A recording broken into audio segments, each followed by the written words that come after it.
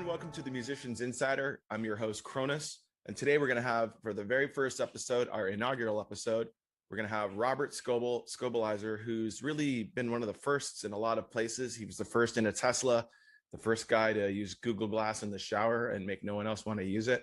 A lot of firsts. So without further ado, we'll bring him on shortly here. I'd like to introduce Robert Scoble. Yeah.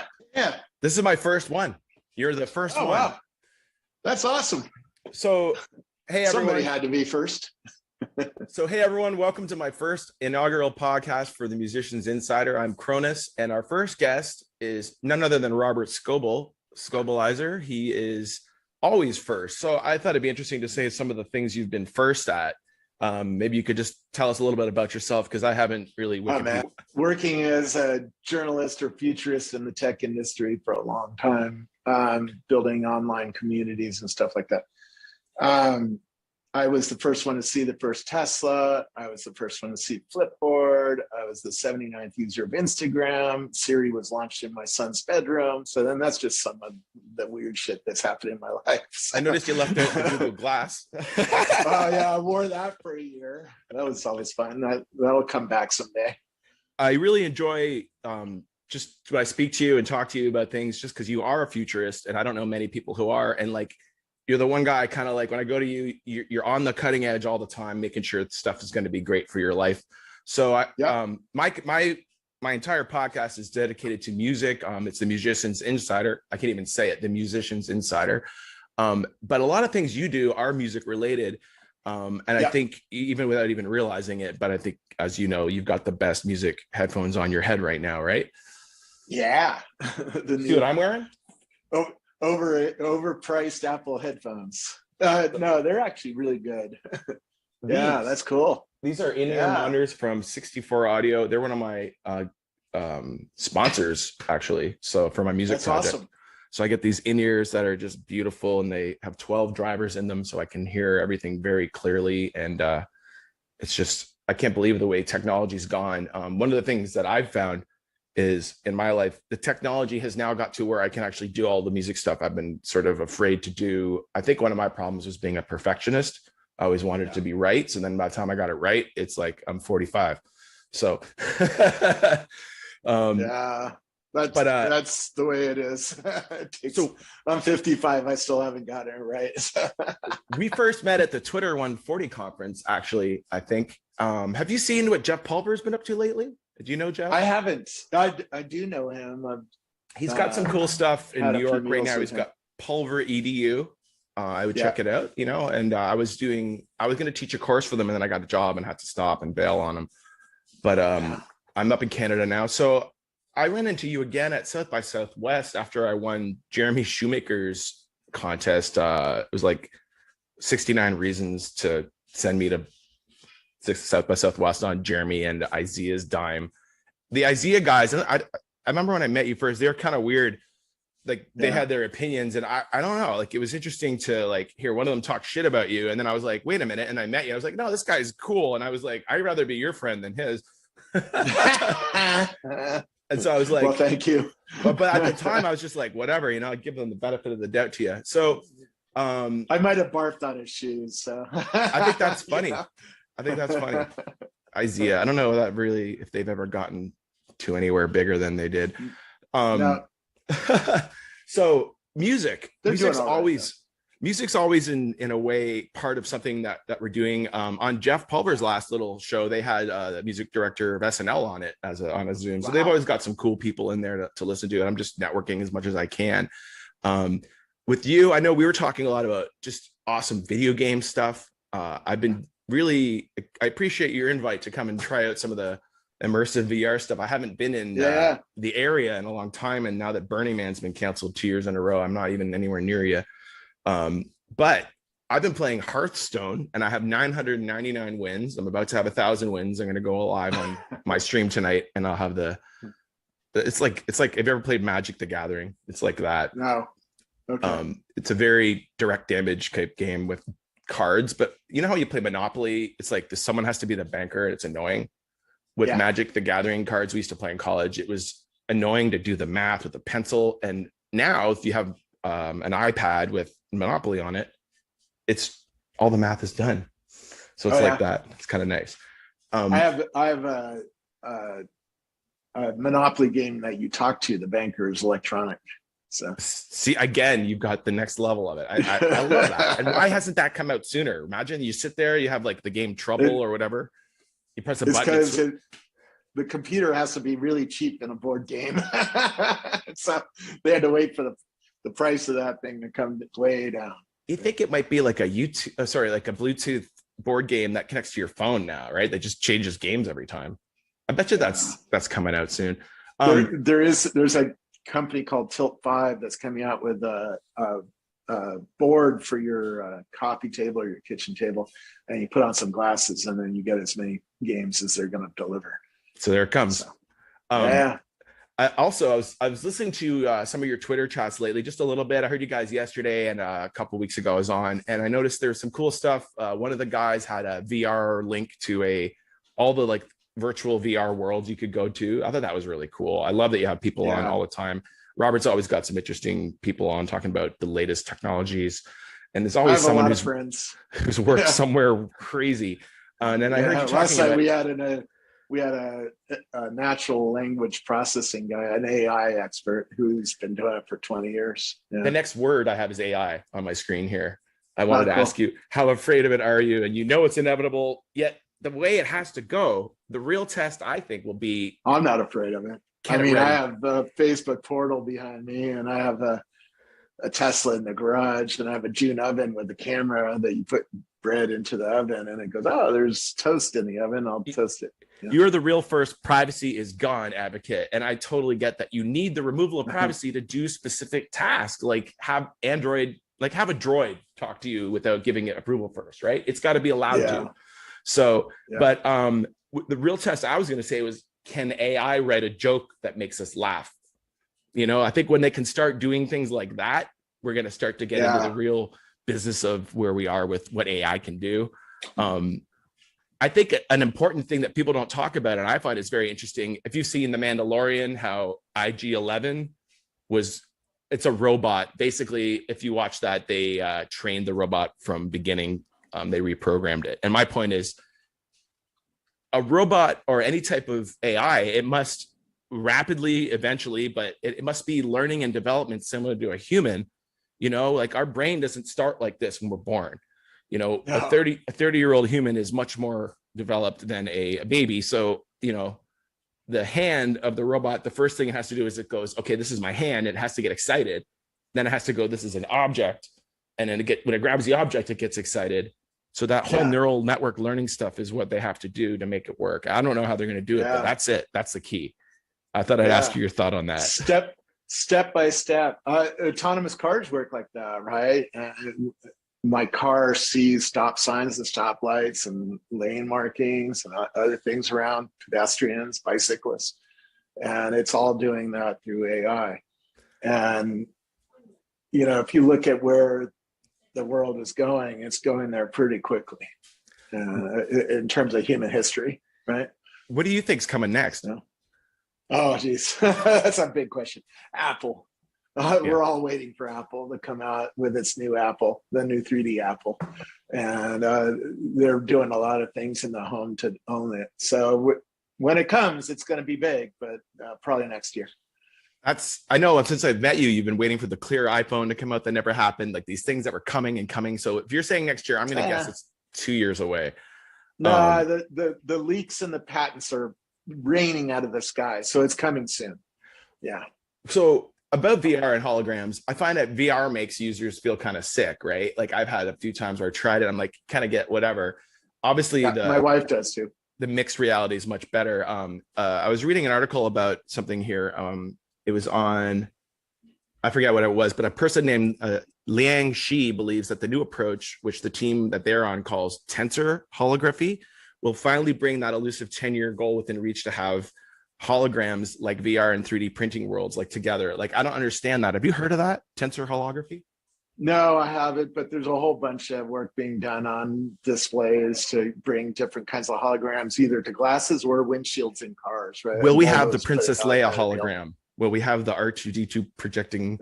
As long as you put on glasses, yes. There's screens that can do some of that, but only in localized places. The screen, once you put on glasses, it's over. So, in the next few years, you're going to see some really crazy new technologies come along.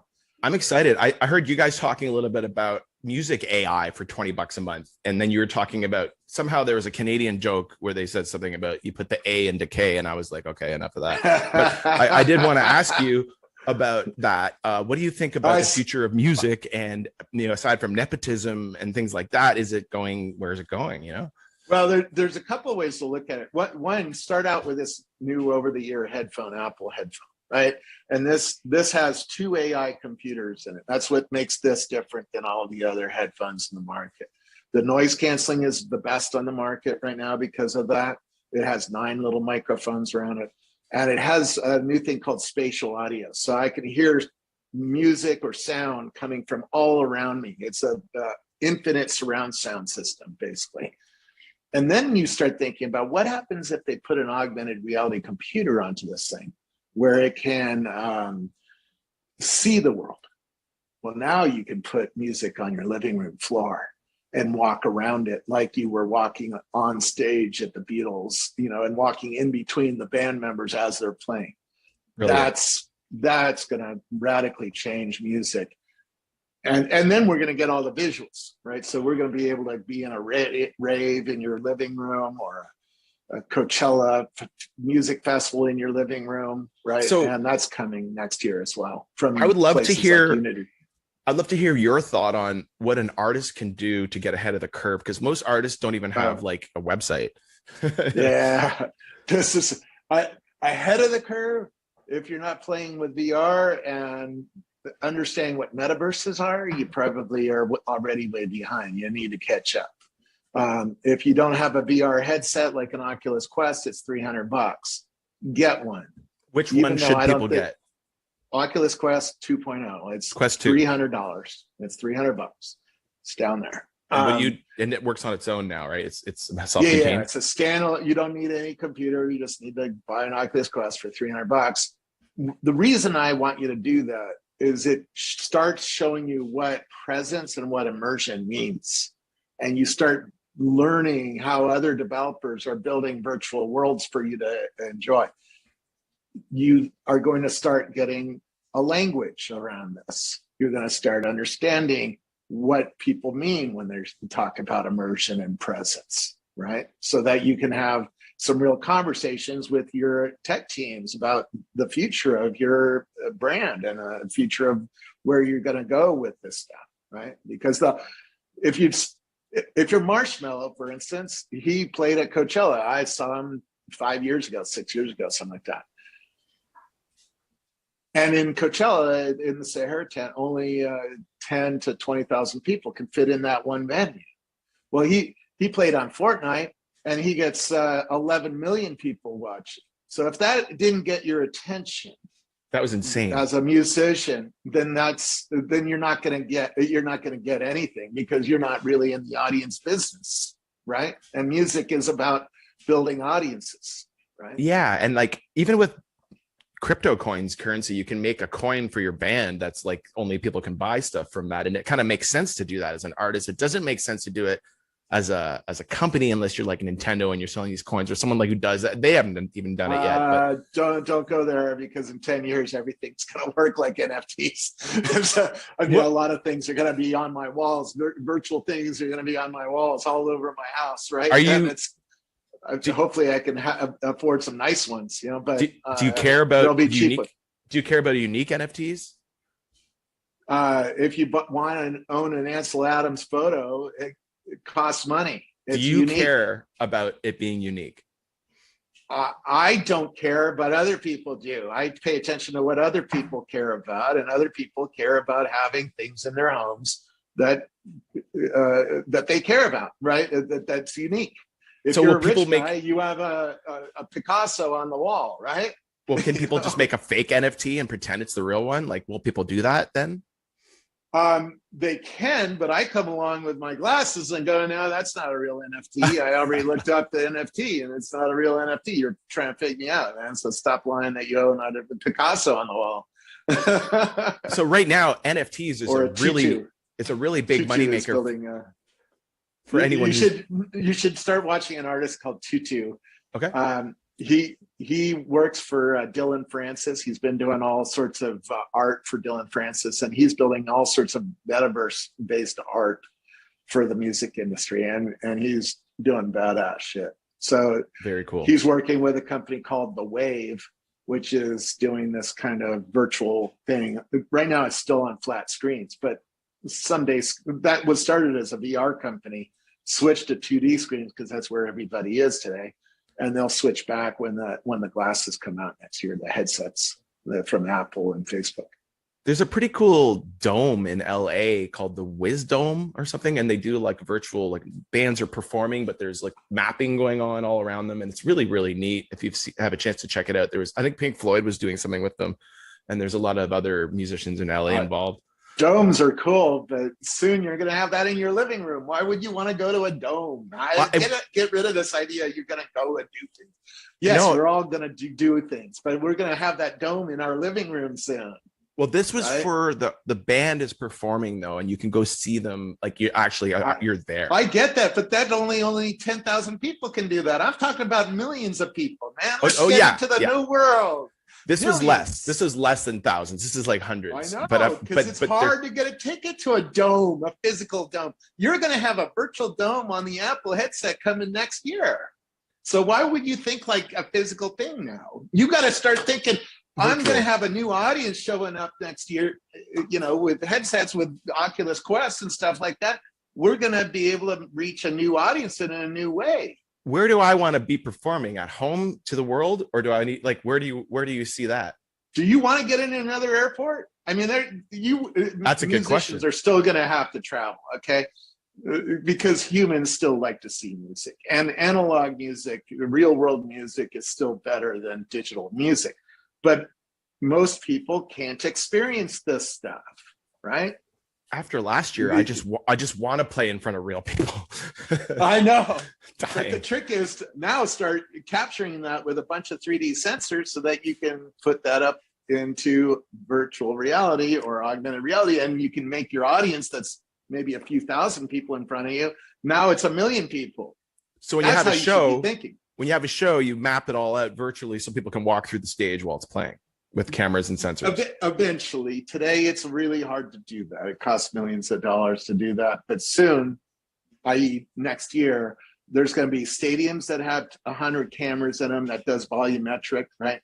And there's going to be a lot of companies and a lot of pressure on the music industry to do this, because I'm going to be watching music in my living room. I'm not coming to Coachella no more. So if you want to get me as a consumer, you got to think about this new world that's coming. Love it. And this is great. We're in metaverses and virtual reality. That's where the new market is. That's how you get the people to come and see you. Right? Did you see the virtual Burning Man? Did you see it? Oh, I did. I not just saw it. I partied there, and some of the people who were putting it on gave me a tour. It was awesome. Yeah, I have a lot of friends who did a lot of really amazing stuff that I've been watching what they're doing for next year, and they're actually using some of that technology just to show what their new art cars and plans are looking like. I kind of took a year off of that just because I was like, I'm like out of it this year, but removing back to Canada. But man, there's a lot of really cool stuff coming up with the technology. Like I've been using Ableton Live with a pretty elaborate setup that I can now stream from using Zoom, that we've all these plugins attached to it. I hired one of the best guys to help me build it. And it's just, I would never have dreamed that I could be where I am, where I can actually do it all from a laptop. Playing guitar. I have a drummer, a live drummer, but everything else is on Ableton, and it works. It sounds like the record. Yeah. Exciting. Yeah. No, that's cool. Technology is really changing music, isn't it? Well, that's kind of why I like talking, to keep the pulse on things with you a little bit, because you're not there as a musician. You're as a consumer, as a creator, as a father, as a I'm in the front row cheering, man. but you're very vocal about how it should happen, and it's good to hear someone who has the experience of watching other product launches fail and just watching technology emerge over the last 20 years. Like, I have an Atari 400 over there. Why? Because I want one there. Does anyone understand that? No. But it's been neat reminds watching. you of your childhood, right? And that's what's up with like Star Wars and stuff. Like, no one cares about stuff that didn't happen to them when they were young, but we do. So it's super interesting. My kids are on Discord with his friends back there. Yep. And Minecraft and Roblox and Gmod, all these different kinds of games that you can play with your friends, you know. I actually just got a PS4 and started playing Grand Theft Auto with my homies I haven't seen in years, and it's been super fun. And you can do things together. It's just a collaborativeness. It doesn't even matter what you're playing. Yeah. It's just nice to. But when people are on like, oh, I have Microsoft or I have this, you can't hang out with them because they're not on the same thing. It's kind of frustrating. That is very frustrating, and that'll be actually an interesting question. Will the Apple ones talk with the Facebook ones, with the Snap ones, with the the Google ones, right? But none of the ones you're mentioning include the PlayStation Network or the anything Nintendo related or anything, none of the consoles. And where is that market? Like, where are the Microsoft Xbox people and the PS4 people going to be? Dying until they come out with glasses. I mean, Sony has a VR headset coming out next year, right? It's still corded. It's still not. It's not going to be what Apple's coming. Apple's about to come out with something that's really mind blowing, and so, the consoles are the past. Yeah, this is the new world of having kids on Zoom calls. It's sort of fun. I think it's cool. Everybody's fam. But I can chase them around too. See, this is what I have, a DJI gimbal. I'll show it to you in the mirror. I know what that is. So I used to have one of those. Yeah, you hold it. Yeah, and you can move it around, and the camera stays pretty steady there. So I used to use that with the Swagtron folks when I worked at Swagtron. Used a hoverboard company, electric skateboards, electric hoverboards, and things like that, and I would use the gimbal. Yeah, and so I get to. What do you want, Elon? Whatever. That's fun. He's gonna steal strawberry. Ever since I got the iPhone XR, the Steadicam on, even the iPhone 7 with the stabilization, it's been so much better video. This is a 12 Pro Max on here, and it's way better than any of those. But you still need, if you want to have this kind of smoothness of a Steadicam, you have to have a gimbal. You know? Yeah, I like that a lot. I have used it. Steady. I have used one. My buddy has one. They're great. Really cool because I could take you around and take you out to the Tesla and stuff like that. So you should take me out to the Tesla. I've never seen it. Which one are you driving? The Model 3. How do you, and is that your favorite one, or do you have a favorite, or you have a plan? If I was a billionaire, I'd have Model X or something. But I'm not that rich. I took a ride in a Model X. It was at Uber in Toronto, and I asked the guy, I go, "What are you doing with this?" And he's like, "I just use it to drive people across town, and it pays my car payments." I'll go in the Tesla here. This is awesome. This is what I see. This is why I love you. The nice thing about doing podcasting in the Tesla is it's a soundproof booth. I can get in here and yell, right? Wow. So it's like it's basically an audio isolation booth. Yeah. Yeah. So you're okay. There we go. Yeah. So tell me about this car. I just switched you back. The thing about Tesla, well, first of all, it's electric, right? And everybody's like, we're all coming out with an electric truck or car. You know, Ford says we're coming next year, and VW says we're coming with 30 cars in the next 4 years. So there's a bunch of batteries underneath me, right? And it's great from that aspect. It's fast, right? You've seen the videos. What I'm really keyed on is the experience of owning a product, and the AI in this car and the software is way ahead of like our Toyota or our friends' other cars. And the self-driving is going to run away with the game. They have more data than anybody else does to go from not working very well to it's fully like it's mind blowing. And when they license it to VW, then VW gets all that data too? How does that work?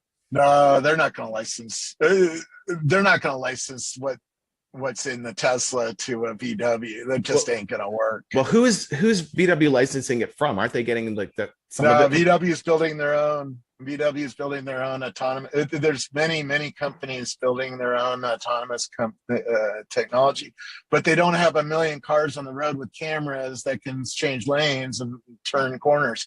Like you were saying, every time a Tesla drives by you, it's more data. Yeah, it's refreshing the street as it goes by. So if it sees, a car wreck, it can report that to the map and say, hey, there's police action here, there's a street closed, there's a lane closed, or something like that, right? Which is helpful to everyone. Yeah, I'm expecting in 24 months Apple and Google Maps are going to be very threatened by Tesla, because Tesla has the data they don't have real-time data on the street, and Tesla does. Now, Tesla's not very many places yet, right? They only have 1 million cars on the street. In my neighborhood, Tesla's everywhere, right? There's 5 of them on my street, right? So, right, and I only have a small street here, so there's Teslas everywhere in Silicon Valley. But if you're in, East Africa or Mumbai or something like that, you don't see Teslas at all. You've never even seen a Tesla yet. We have a few in Northern Ontario. There's a lot in the bigger cities, but where I am, I've seen a couple around here, but there are some. Yeah. So they're able to map it here too, Yeah. No, it's there's 19 AI systems in this car, and it fully self-drives, at some level. You can say you're supposed to keep your hand on the wheel. You can say it doesn't do that intersection, it does that one. But it's starting to get really amazing. And Elon says in the next few days, we're getting an update that's going to be mind-blowing, he said. So we'll see. This is already mind-blowing. So, it's like, wow, if something mind-blowing on top of mind-blowing comes, then, we'll see where we are in a week or something. I missed you had a little chat about Elon the other day before his broadcast on Saturday Night Live, but I did see SNL. I thought it was hilarious, and I thought it was pretty cool of him to tell the world he has Asperger's. I didn't know that. Did you know that? No, I didn't know that either. And that was really interesting. And although it totally makes sense, most of the tech industry leaders have some Asperger's in them, because that's why they're good at technology. Right. I know, it makes you just want to figure it out. They have a brain. Well, they have a brain that they don't care about people. They care about, sitting in front of a screen and figuring out a lot of detail, right? And being able to store all that detail in their head. My son's autistic, so I watch, like, he could tell you about 1960s Godzilla movies in detail. I can't do that. I don't care. I think it's just kind of mind. It's almost like the spectrum opens up other parts of the brain that allow more to happen. And it's just like, if we were to understand it, you might not look at it as an ailment. It might be a part of the Darwin in a weird way, Yeah, it's a spectrum, right? My son's in the middle of the spectrum, so he didn't get hit with a lot of the genius side of this stuff, right? You see Rain Man, and you start seeing people who can memorize very weird things. That's the Asperger's side, right? And then the other side is really a disabled person, can't speak, can't work, can't do very much things for themselves, right? And that's one side of the spectrum.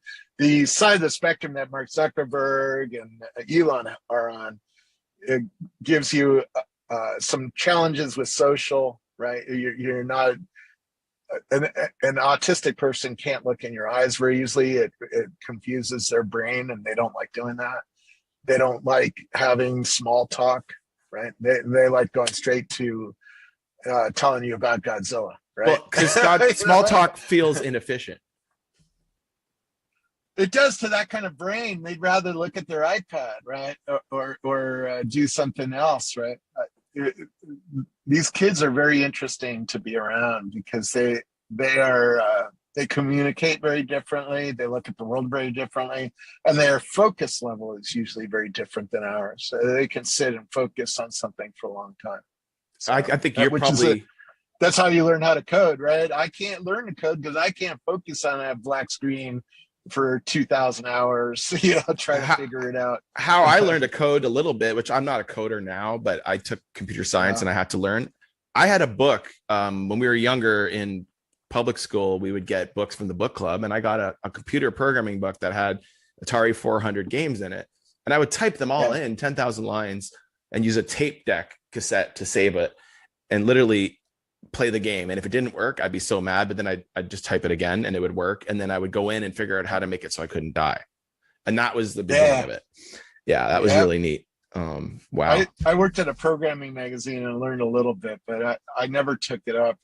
It requires looking at the world a little differently than I do. And I'm not good with languages. My brain doesn't pick up languages very well. I want to talk a little bit about security, because last night I was listening to you guys on the room, and I thought it was very interesting that I'm a computer science person. I know a lot about things, but I feel like even with what I have, I'm still like, okay, so now what do I got to do to secure everything? And I wanted to talk a little bit about the hardware key, the MDA token for the Google Before Gmail. That, my suggestion is everybody needs to start putting an hour a month on their calendar where they're going to just do research on security. That's all I want you to do. Go to Google, type how to make yourself more secure, right? I like that, but password.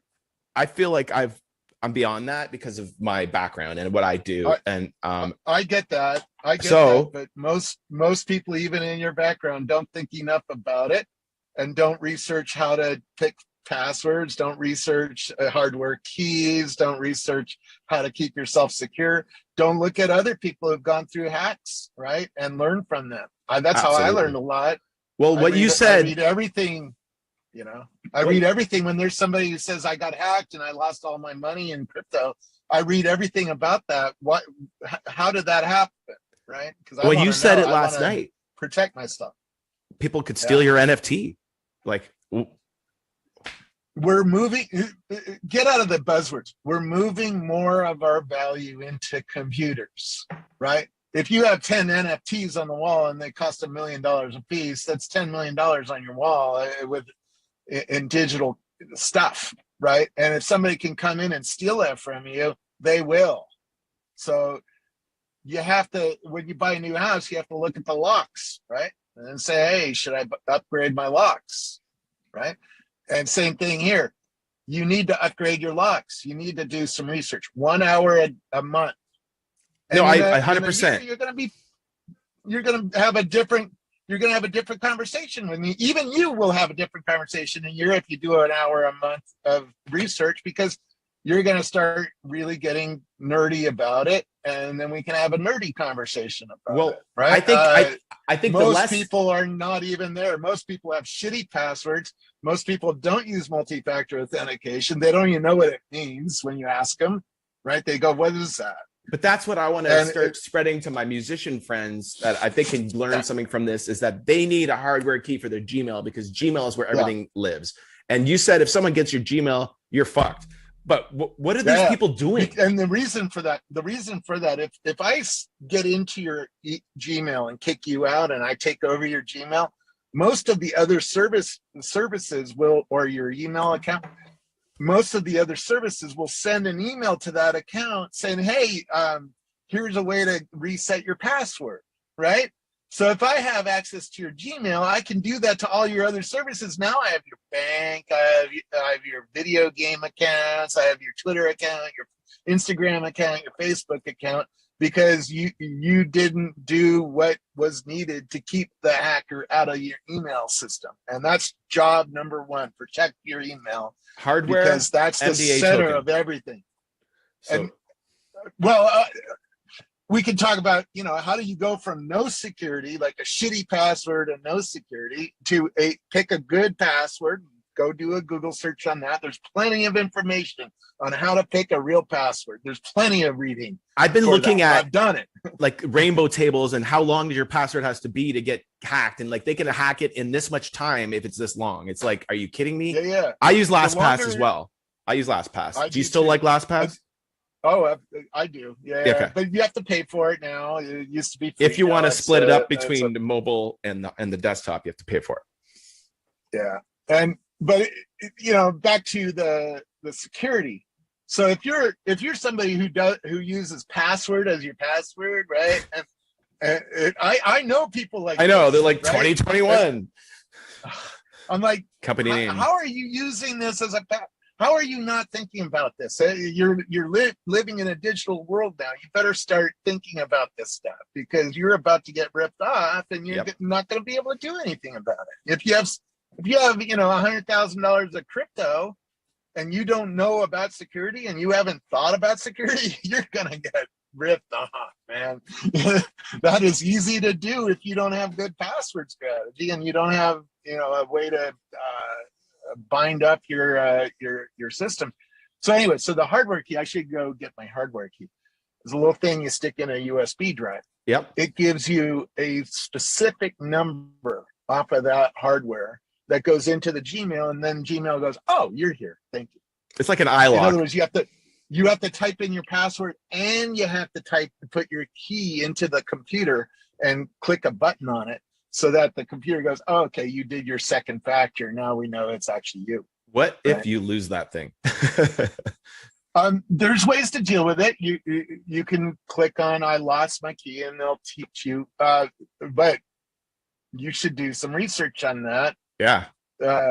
How to make sure you have your real keys printed out and in a safe deposit box somewhere, right? So if you lose your key, you can still get those things and get back. And it has to be off-site storage so it doesn't burn down with the house. Well, that's number one. Right? Security never ends. That's why I say it's an hour a month. You got to spend the hour a month. If you don't spend an hour a month, you're not going to think about all this stuff. You're going to have weaknesses, and you're going to have blind spots, and you're just not going to have the vocabulary to have a conversation with us about security, right? And keeping yourself safe. And this stuff really does matter. Now, Apple is going with face recognition and a fingerprint, and soon they're going to look at your eyes. So these big companies eventually are going to get rid of passwords and just do the security for you, because they know we suck at it. But until that happens, it's on us, particularly if you're going to get into crypto and start storing value in a USB key, right? I mean, you better think this stuff through, because if somebody gets that, you're dead and you lost $100,000 or your life savings, right? Yeah, it's super, super like crazy, especially how like people have money and don't know how to use stuff. It's so funny. Yeah. You must see that a lot. That's true. There.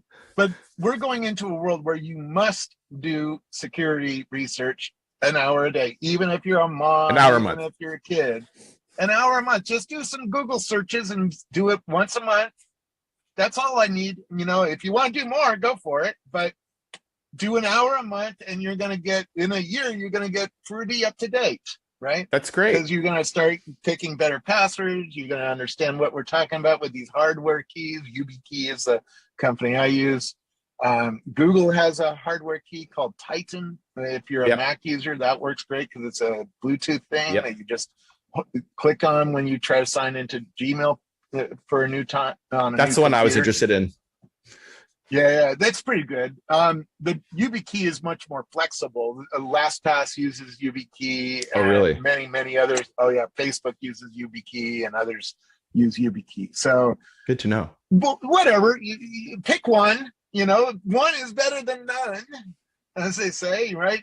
If you have the Google one, at least you raise the fence around your house up a little bit, and it's harder to steal stuff from you now, right? So, it's not impossible, because security is, I mean, if China's coming after you, they're going to get you, right? They're going to get into you. But what you're trying to make it hard for is the average everyday criminal stealing your stuff.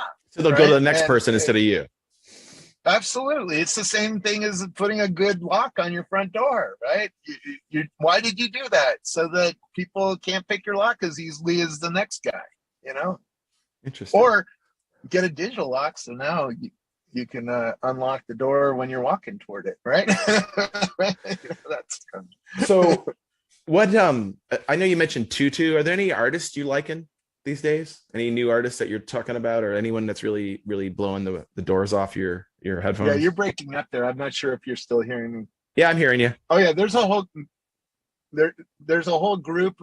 Yeah, sorry, you're just your bits are flaking out somewhere between my phone and you. So we're getting a there. I'll turn the video off for a second. Bit of a yeah, that'd be cool. Are we doing audio only, or are we doing video? Video and audio. I got Zoom, and I'm recording it with another camera, and I'm going to edit it all for YouTube later. Cool. Yeah, I'm not. This is definitely not streaming. Oh no problem. I just you turned off your camera, so I was like, oh, are we doing audio only? Because I'll turn off mine too. There I am. But yeah, I'll turn my camera off because I have another camera here anyway that's filming me from the whole room. Okay, that's cool. I've got you on a video screen next to me. Like I'm trying to do like the Jimmy Fallon thing where he has a video screen and the person there, and I'm also recording the Zoom. And I just bought Pro Zoom like 2 days ago. Very cool. So yeah, enough about security. What were we going to move on to now? Music. Music is about to see a rejuvenation, because even if you have old masters, you are going to be able to re-release those masters in spatial audio, and people are going to walk around your band or your performance in a new way, right? And that's coming next year. So you have to start thinking about, oh, where's my masters, and do I have multi-track masters to go back and re-release? Oh, I know about that. Yeah. I had to get 2-inch tapes dumped down to digital from our very first artist just so we could get them, and I could like remix stuff. Yeah. You know? And the 2-inch tape is analog, right? Yep. The drums sound great. Yeah. But the funny thing is we did some stuff Neil where Young we took me into a studio and we listened to analog on his 2-inch tape, and it was amazing. And then we listened to the same recording on high-end digital equipment that he used to cut the master up into digital. And we listened at 600 kilohertz per second, which is very, very fine resolution digital, right? CDs are only 44.1 kilohertz. Mm-hmm. And so 44,000 times a second, it's taking an image of your music and slicing it up. Well, there's a trade-off there, right? 96K, is really the most you want to go to right now, because otherwise you're spending too much disk space. Yep. It's always a trade-off, right? Do you want more resolution? Do you want better quality? Do you want closer to analog? I think 24-bit 96 is good for most stuff. It's pretty good, but there was a difference from 600. Right? Well, but my difference is tiny difference. Yeah? I'm saying 24-bit instead of 16-bit. And I'm saying up it to 24-bit and up it to 96 for now if you're doing stuff. What you're saying is obviously higher, but generally, I think Spotify and Apple Music are coming out with high resolution music services this year. Tidal is already out there, right? So, and you can hear a little difference between Tidal and Spotify, because Spotify is down at the lower res, at the 44, and then they're doing a lot of compression to save space and make it possible for your phone to get music anywhere, right? So, yeah, the music industry is fun, isn't it? I did a record, and lockdown happened. Oh yeah, this new world is coming where we're going to have infinite surround sound, and we're going to have sound programmatically put on the real world. So Volvo told me about this. Volvo and Apple are working together. They're putting a 3D sensor on the dashboard of the new cars. And there's another sensor that looks at you. And there's a couple reasons you need to do that. First, if there's a few microphones around your windshield, right, an array of microphones, which is how noise canceling can be done. If they know where the sound is coming from in 3D space, they can focus the attention of those microphones using a computer. That's what array microphones do. And that's they why can, this headphone has 9 separate microphones on it. and right? because it's a fabricated product that they've made themselves, they know where all the noise comes from. They know if it's noise from the road, and they've already tested all this. Well, even better, if my mouth is right here and there's microphones here and a 3D sensor aimed at my mouth, it knows where my mouth is, and it can get rid of all other noise. It can just focus right on my mouth because it knows I'm talking to the windshield because I'm on a Zoom call or something like that. Right? How does that work for an acoustic guitar performance with a bunch of acoustic artists? That'd be pretty cool, having like each instrument dialed in by this microphone setup or something. Yeah, I'm not sure how it would work on with instruments. You can put microphones on the instrument, so which is what you really want to do now. Now you want to make sure each of your instruments is on a separate track on your master, because absolutely, you're going to need to spit those separate tracks out on spatial audio soon. And so next year you're gonna have some new work to do to rethink your audio masters, right? What I'm doing right now is figuring out how to stream, right? Like if I'm at a concert and I'm performing and I'm also streaming, I have to make sure that I'm using Ableton. I've got guitar in, I've got my drummer is electronic drums. They have to be fed into my setup. And then the mix has to go out. So I'm going to the front of house with my stereo backtracks and then my guitar and my vocal. And then we're going to have to use another sound card to put the drummer's drums on it, because I'm only using one Universal Audio sound card right now. And it works. Cool. But we figured it out. So it can scale it up to Staples Center. If you're going to distribute that on Spotify or on Apple Music, they're going to have spatial audio services by the end of next year. So that's a big thing, musicians. Spatial audio, learn how to do that. Yeah. Damn. And learn what that means. If you get these new Apple headphones or even the Apple AirPod Pros, the little ones, they have spatial audio now, and you can get an app called Spatial Bliss, which puts you into a soundscape, and then you can move sound all the way around you. It's really cool on an iPhone. So I wonder what these guys play can with do. that for an hour, and you're going to start realizing, oh, okay, we now are not just putting audio on 2-channel anymore, right? Like when I sold stereos in the 80s, I had 2 speakers. Everybody bought 2 speakers, right? And had an amplifier for two channel. That world is over. We're going into a 1,000,000-channel world now. But just adding the left channel from mono to the left and the right allowed you the ability to know where stuff was.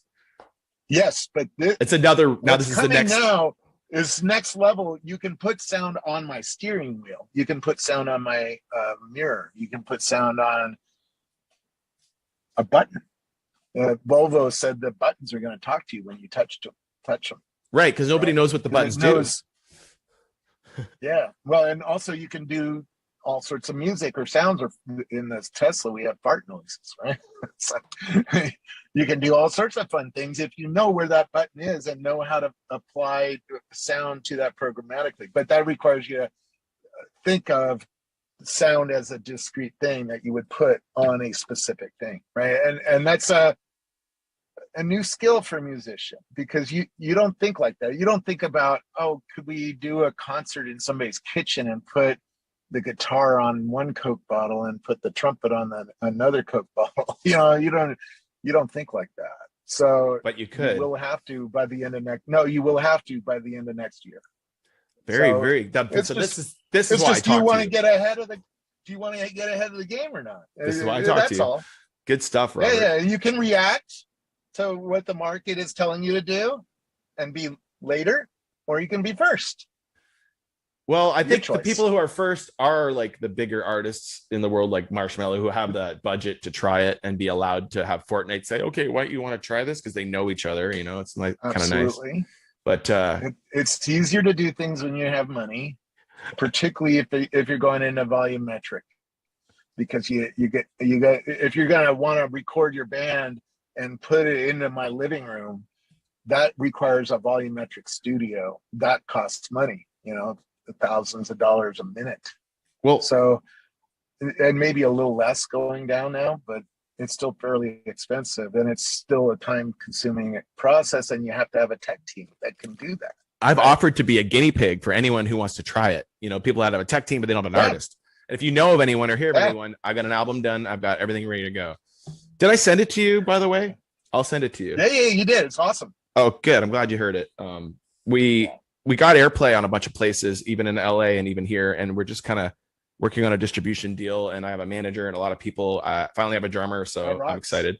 But Robert, I really appreciate you taking the time to speak with me today. I think it's really interesting to hear all the great stories you have. The reason spatial audio is happening, by the way, yeah, is video games are built on Unity. 60% of video games are built on this platform called Unity, which is a public company, right? And the others are built mostly on the Unreal Engine. Both of these engines automatically put sound on volumetric pixels around you, right? They automatically give you spatial audio that you can walk around a band and hear the band from different angles. So we're going to get this because Unity is coming to Apple's headsets, because Apple is coming in the next year with a new headset that's going to be mind-blowing, because Facebook is doing the same thing, because Snap is doing the same thing, because. So that's why I think why we're talking, right? It's time to start doing some research and thinking about what would you do with augmented reality in somebody's home. My friend Laura Escade, she has an amazing company called Electronic Creatives. They do like stuff for the weekend and people like that, really cool stuff. They were doing something at the Wisdom with Unreal Engine, I believe, behind them. Yep. So they're using, artists I know are using Unreal for live, and it's pretty cool. Were you thinking maybe Unity would be would Unity be used instead of Unreal, or do they work together? I don't understand it. I'm expecting now. Unity is better for shitty little GPU. So okay, let's get nerdy a little bit. Okay. Inside the visor that's coming, which is like these headphones, right? These headphones are over your ears. They cover your ears. They don't let the real world come to your ears anymore. They have microphones that capture the real world, digitize it, and put it in your ear. That's great. But when we get the visor, everything that you see is either a point or a polygon, a triangle, or a hexagon, or a voxel, a volumetric pixel, which is like a little digital sugar cube. And each sugar cube can play music, right? So think about that. There's millions of them around me in this Tesla. If I have these glasses on, it's seeing the world at some small resolution and putting stuff on there. All of that work needs GPU, needs a graphic processor, because all of the little virtual sugar cubes are being created by the computer, right? And the computer that's inside a headphone is small. It's not like a big ass NVIDIA card that's this big in the middle of your PC. Right. So if you want to do something that has some graphical, that looks like the real world, right? That's probably Unreal Engine with a big ass NVIDIA card.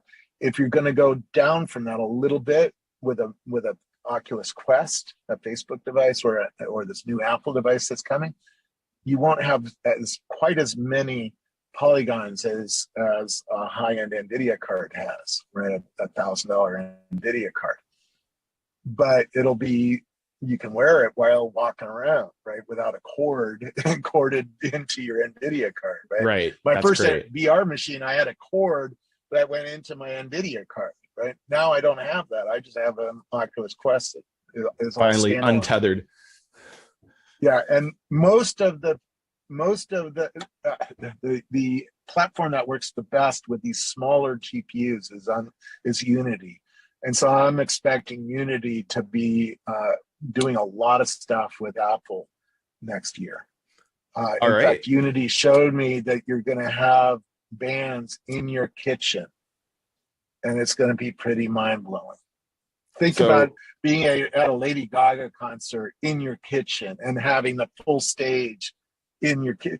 It gets rid of half your kitchen, and the other half is Lady Gaga, performing for you. So musicians, make sure you have your stems ready and properly split up with all your all your instruments separated, and don't let the producer keep those tracks on you. But this is why I want you to get a VR headset, because it causes you to start dreaming. What would I do if I could put sound all around me like this? What would I do with video games? What would I do with movies? Well, you could have a studio that has gear in it that you don't own. Yeah. That's what I want. Gear, virtual gear. The virtualization of the world is coming, right? That's why we spent some time talking about security. If all your machines you bought virtually, or rented from Amazon or some service, you gotta secure that shit. Otherwise, somebody will come in and fuck it up, right? Exactly. I love that on my phone. I use iRig, and I can pick from amps that I want. I don't even have to buy them anymore. I can just you can do things now like that again. And thanks for coming on my podcast. This is the first one, inaugural The Musicians Insider. That I believe that any musician who watches this will get tons of information about security just from you. So thank you. And I can't wait to play a show somewhere where you guys can come check it out. All right. Thank you. Thanks for showing me your Tesla. Thanks. And yeah, no problem. And I'm on Twitter and Facebook and LinkedIn, all the usual places. If people want to look you up on anywhere, like SCOBLE, just search it and you'll find me. Scobleizer. Yeah, Robert Scoble. All right, Scobleizer on Twitter is the best place. Join a Twitter chat with us. We'll come talk to you soon. And you do that pretty much all the time. So. Oh yeah. All right, man. Thank you. Drive safe awesome. into your home. Keep Great it to up, see you, man. buddy. Keep entertaining the world. We need more music in the world. I've been a little out there. I love music. I love going to music. I love going to live music, right? I've had musicians playing concerts in my kitchen for real. It's badass, right?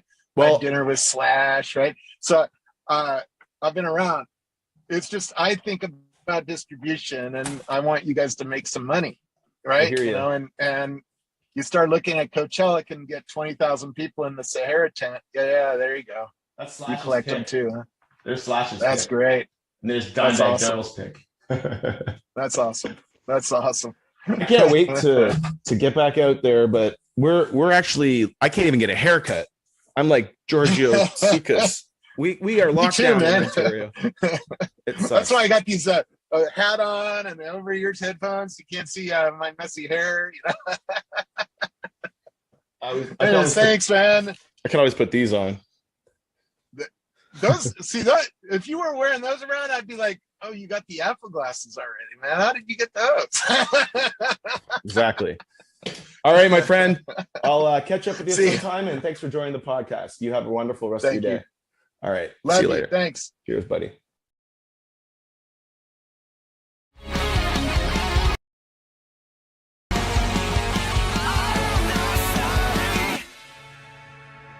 Without further ado, hi, I'm Cronus, and this is episode 2 of the Musicians Insider. And today we're talking with Moses Avalon, who's been a pretty good friend of mine for more than a decade now. And I think we first met when I was following your mailing list back before I left Ottawa to hit the States. So that was in like 2002 or 3. So it's been a long time.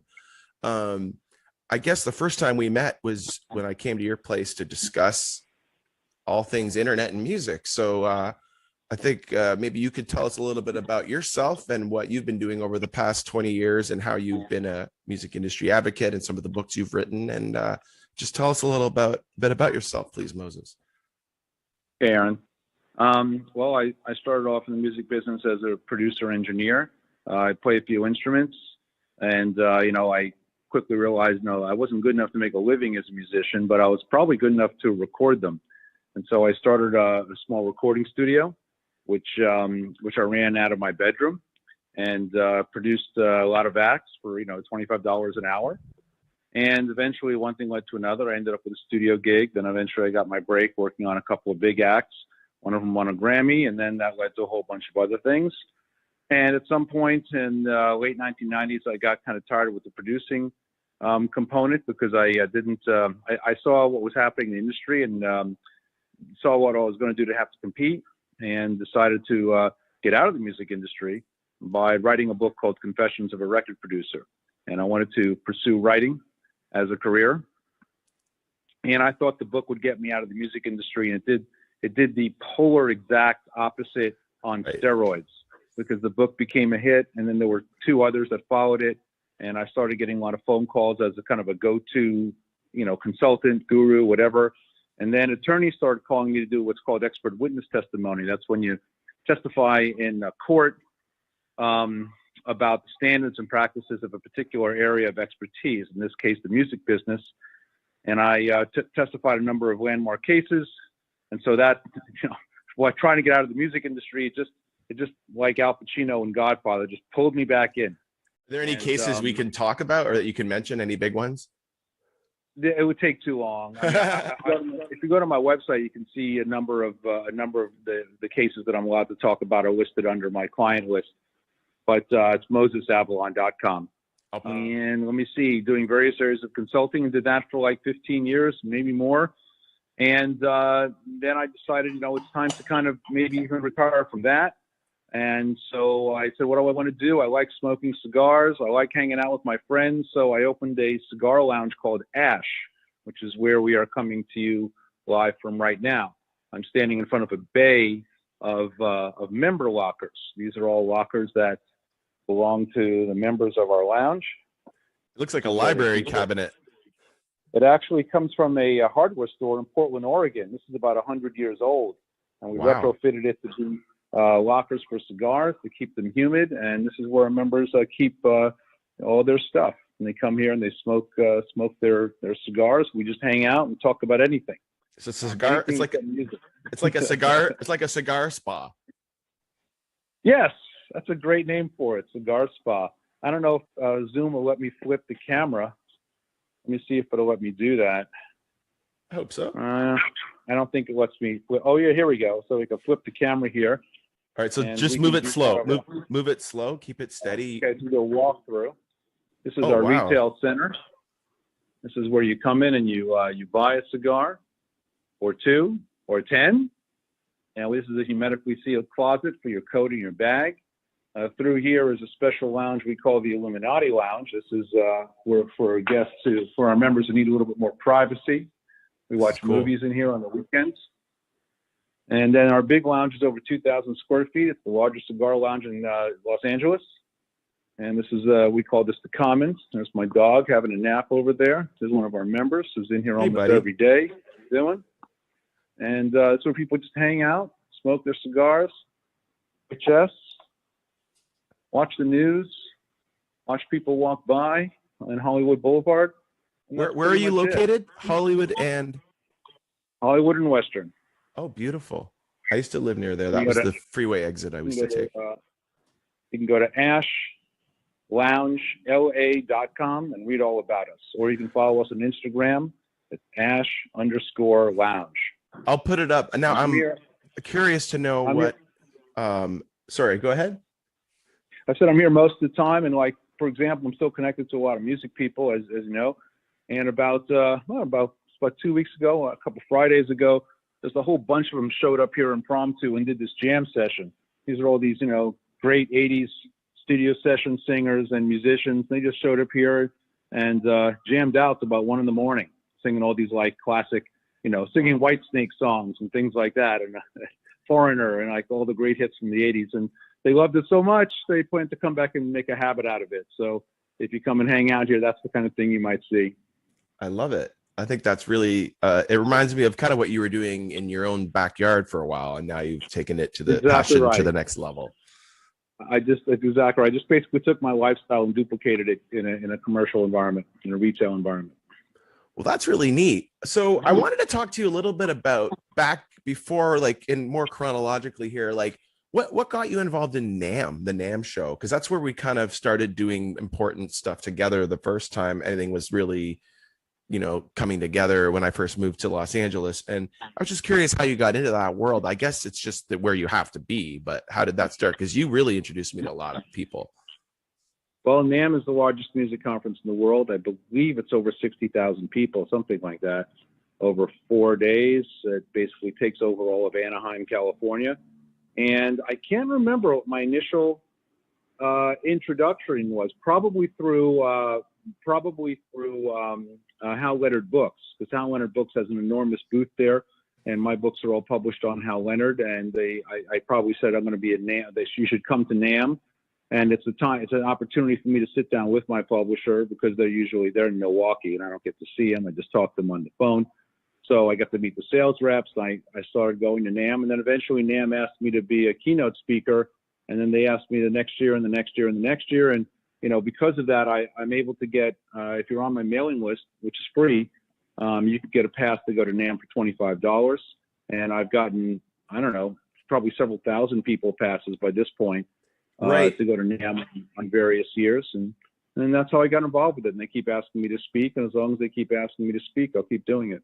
And as you know, this is the Musicians Insider podcast. So a lot of musicians are trying to figure out, how can I get to NAMM? So if you don't know how to get to NAMM, I'll put a link up to Moses's site and information on how you can get a pass for $25 if you want to go next year.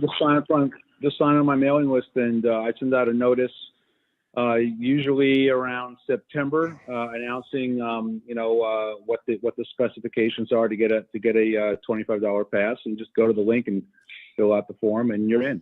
The biggest problem most musicians have with the NAMM is the registration is they do it too late and they miss it for the year. So just know that you need to do it like September for the show. That's cool. Appreciate that. And also, thankfully, because I'm in the SEO field, obviously I was able to get on a few panels thanks to you. I appreciate that. The Hot Zone panels, we did some SEO things. I remember I was filming some stuff for you, and it was interesting to just be in that sort of similar, like the SEO world I've been in from my day job sort of thing, but with a music connection to it. So it was really cool to go to that. Let's see here. Any thoughts on the future of music, or what advice might you have for new musicians who have a CD but don't know what to do next aside from trying to perform? A CD, my advice would be to, an album. On streaming service. When I say CD, I mean a finished product that's got 10 or 12 songs on it, and then wherever that can be. But what would you recommend for someone in that situation? The first thing, I wouldn't recommend anybody record. Well, you can record 10 or 12 songs at a time. I understand that the economics make sense to do that, but I don't know if I would release 12 songs at a time on an album. And I've been saying this for years before it became standard practice at labels. You want to release like 3 or 4 songs at once, and do it in buckets of 3 or 4 songs every 4 or 5 months. That way you keep your listeners, your fans engaged. I would say, you need to be fluent in social media. If you're not, you have to hire someone who is. It's absolutely essential. TikTok is essential. YouTube, I would say, was essential, maybe still is essential, but there are alternatives now to YouTube, thankfully. Instagram is essential. My Fans, I think, is a great place for an independent band to start building a following. They'll actually pay you if you can bring people in. And I don't know, even clubs won't pay you to bring fans in. You still have to pay a club. So here's a website that actually pays you to bring fans in. I think it's all about social media and all about just getting your music out there through the various platforms, all of them. I'm not going to say one's better than the other. I think they all have their use. Even Facebook, which is mostly for people my age, but people my age still buy records. And they still buy records by young bands as well. So all these are essential. You need someone on your team who's fluent in social media, and that would be my recommendation. And of course, getting on streaming services, getting on Spotify, getting on Apple Music. None of these things are hard to do anymore. There used to be huge gatekeepers to get to these places. Now you can do it, through any one of a number of reasonably priced aggregators. So that would be my recommendation. Now, the problem is, if everyone has a band that's on Spotify, how do you get heard and how do you get the gigs? Like, what is the way to take it to the next level? Because there's so many companies out there that offer streaming services to promote your music, but in reality, it's not helping the artist at all. It's just inflating numbers with perhaps fake playlists or scams, and just a lot of selling the dream going on. So I'm trying to help people figure out how to get through that. Selling the dream is always going to be a viable business as long as you have any business where the supply of content outweighs the demand of content, and where people are very desperate to get heard and get noticed. I don't have a soundbite piece of advice to avoid any of these scams. It's a very complex subject. I recommend you read. I've written 4 books on the subject. I recommend you pick up one of them. I know that sounds self-serving, but No, I think I only that's make a dollar. your advice has been very helpful in the past, and you understand how to research. Like when the market isn't working, you switch your gears onto something else. Now, I've seen you do that. That's why I'm thinking. I know you think that you like. Why would you ever want to be an artist? Well, the answer is it's going to happen. People want to be artists. So how do they break through the mold? And I know there's a lot of new music technology coming. Like we were talking about this on the last podcast. The spatial audio is coming, and there's like so you can still be $1 million production because you can have cameras all over the stage now. But what do people do to prepare for that? One of the things is to make sure you have all your masters split apart so you can do more of the techie things happening, have your stems available and access to that. I look at a company called Stemify. Stemify is the only company I'm aware of that's actually invested in stems as a viable product. So now all of your individual tracks could be thought of as individual pieces of content. And they're still a new company. I know the CEO, and he's very passionate about music and always has been. He actually envisioned the first digital record company before Amazon even started selling CDs. Back in like 1996, I believe, is when I first met him, and we've been friends, for since then. And he's not so big that an independent artist can't make a deal directly with him yet. I'd love to talk to him. He's making deals. Yeah, I'll put you in touch with him. His name is Josh Kaplan. So I know he's making deals with major labels. He may already have a few in place. And then there will be that point where he will be too big. So right now he's still new. You can still get in there, and your individual tracks, your bass lines, your drum loops, your guitar licks, these are all pieces of your music that can be commoditized and monetized. And you should do that.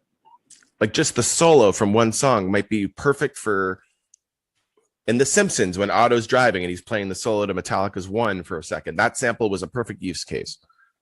That's right. I'm just looking at my Metallica pick. I always have a reference to some sort of pick. Any artists that you're noticing lately that have caught your eye or attention? And I wish I had a good answer for that. I'm ashamed of myself. I've been so absorbed in the creation of Ash. And as you know, I have a new book coming out in September under my non-Moses name, which is the biggest book I've ever written. And so I've been absorbed in the pre-promotion for that. I just wanted to apologize to the entire independent music community and say I have not kept up. I have not, listened to any new stuff. And that's a shunna on me. It's a shame on me that I haven't done that. So I don't have a great answer for you, and I wish I did. Well, okay. So to make sure your apology does get to your audience, I ask that you please retweet this podcast when it goes live so that they can actually see it, because they're not going to know about this unless you send it to them. Okay. I'm excited. I got some cool guests. I got Steve Thompson coming on this week. He's a producer that has done a lot of really cool things, and we've worked together and hung out a lot, and I can't wait to talk about that. What else do we want to talk about? Is there anything that you'd like to talk about? Anything you want to ask me? Anything on your mind or anything you want to promote? You can tell me more about your cigar lounge or anything else, but I think we got most of that. Well, this is a very music-friendly place. You want to come here and bring your instrument, a couple friends, hang out for a little bit, jam, have a cigar while you're doing it. You don't have to be a cigar smoker. We have the most advanced and cleanest air system in all of California. We clean air 12 times an hour through these very advanced, let me see if I can flip the camera around and show it to you. We have these very special fans. I don't know, is that a good shot there? Can you see that spinning? That's really cool. I think George Burns would approve. He would, and there's 8 of these fans all along the ceiling lines, and they get over 85% of the smoke. And if that's not enough, then we have these big vents over here. Those are 3,500 CFM. So basically, this is all technical mumbo jumbo. That means we clean air 12 times an hour. And to give your listeners a comparison, hospitals only clean their air 8 times an hour. So the air here is extremely clean despite the fact that people smoke. And so you could be sitting on one end of this lounge and doing your work, and someone could be, several booths over smoking. You might smell a little bit of the aroma of premium tobacco, but you're not going to be breathing the smoke. And that's a big deal. And that's why we are very popular with the ladies. We get a lot of ladies coming in here some of whom are career cigar smokers, and some of whom never smoked cigars before. And we really think of cigars not like a big cigarette, which is a mistake. We think of it more like a fine wine. Yeah, I was thinking wine too. Something you do on occasion, something that's designed to be appreciated and understood, not just consumed. Also, you could look that way about coffee because I know you treat coffee really respectfully. And I wanted to ask your question. So, how does this work with relation to the cannabis industry, like at all? How does there any like? I just thought I'd ask that question because people are wondering. I'd have to say there's no relationship whatsoever. Cigar people and cannabis people simply don't eat lunch in the same cafeteria, if you know what I mean. The laws in California are, everyone thinks California is very cannabis friendly. Try to start a cannabis business, you'll find out how wrong that is. It's extremely regulated. Any kind of business that has anything to do with tobacco, kratom, cannabis, hemp falls under intense amounts of regulation that will make it prohibitive for most people to go into business. The way we do it, the way we circumnavigate that is this lounge is not just a cigar lounge. In fact, I sometimes push back on that when I talk to reporters and say that's overly reductive. We are a shared workspace, just like WeWork or Newhouse or Second Home, except that in none of those places can you take a break and have a smoke. And I've been in the music business most of my life and in the arts most of my life, and many creative people I know consider smoking a part of their creative process. And so when I saw these big, very expensive shared workspaces in Hollywood supposedly catering to the creative community, and yet they don't even have a break room or a balcony or an atrium or any place where you can grab a smoke, I was appalled. And that's why I said there's got to be a market for people who want to work and smoke in the same location. I created this, and I like to say now that if you like to work and you like to smoke at the same time or around the same time, then Ash is not your best friend. My neighbor gave me a nice piece of carrot cake. I appreciate it. You're so sweet. Thank you. Sorry about that. Without getting political or anything like that, I envy you. We are completely 100% locked down right now in Ontario, Canada. I can't get a haircut. I can't go to anything. Like Subway is like takeout only. Most things are closed. It's in another 12 days. So I hope things are, I'm so happy for you to be able to have your lounge like you are. I wanted to mention that. It's been rough. Thanks. I'm just saying, if you like to work and smoke, then this is the place where you can come and not be shamed and be happy and, you know, work on we have high resolution monitors, network printers. We're a fully functioning shared workspace and office and a cigar lounge. Now, aside from Buddy, what's the animal policy? You can bring your dog as long as they're well behaved. There you go. That's pretty great. I'm really proud of you. I know this was one of your sort of brainchilds and almost like bucket list. You want to do these things for some time. So to see it actually in action is wonderful. I'm proud of you, Josh. So Moses Avalon is who we're talking to. I call him Josh sometimes, but mosesavalon.com is his music industry advocacy site where we initially met. And I appreciate your time today showing me the lounge, and I hope to come and see you sometime there, maybe play some music, acoustic or something. Are you going to be having like a little stage there that's going to be broadcasting on the internet or something soon? I don't think we'll be doing that soon. We have a number of other rudiments to get in place before we start trying to build upon our licenses. We need special licenses to do that in Los Angeles, and I don't want to pursue those licenses at the time. But I don't think anything would stop you from coming in for your acoustic guitar, playing a few tunes, entertaining some of my lounge guests. I'm sure they'd love it. So yeah, you can do that. Right on. Anything, what's the future look like for you? Have you heard about the Apple 3DO launch coming? Any thoughts on that? Don't have any information on it, and I have no thoughts on it. As I said, I've been completely focused on my lounge, and the other half of me is being focused almost entirely on the finishing up of my personal memoir, which is coming out in September on Chicago Review Press, and we'll do another podcast about that. So I'm excited about that one. There is very little about the music industry in the book, but if you're ever curious about how a recording engineer, you know, transformed into an artist rights advocate with a secret name, this book is kind of like my origin episode. I love this Boba Fett origin story. Definitely a passion project. I know that Moses has been working on for a long time, and I'm very excited for him to have this release. All they have to do is just go to my website and sign up for my mailing list, and I'll merge them into my other list, which is for the marketing of my memoir. Wonderful. Well, thank you so much for joining me today on the Musicians Insider. This is episode 2. Please definitely share it with your friends on Cronus.tv. Maybe we'll come to see you in Ash Lounge when we're allowed to visit again. And you have a wonderful rest of your weekend, Josh. All right. Thank you.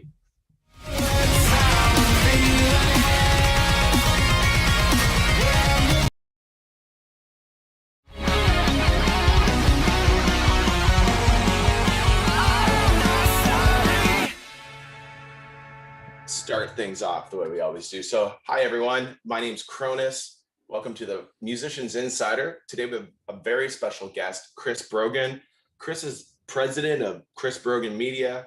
They offer brand and digital content strategy as well as business strategy advisory services.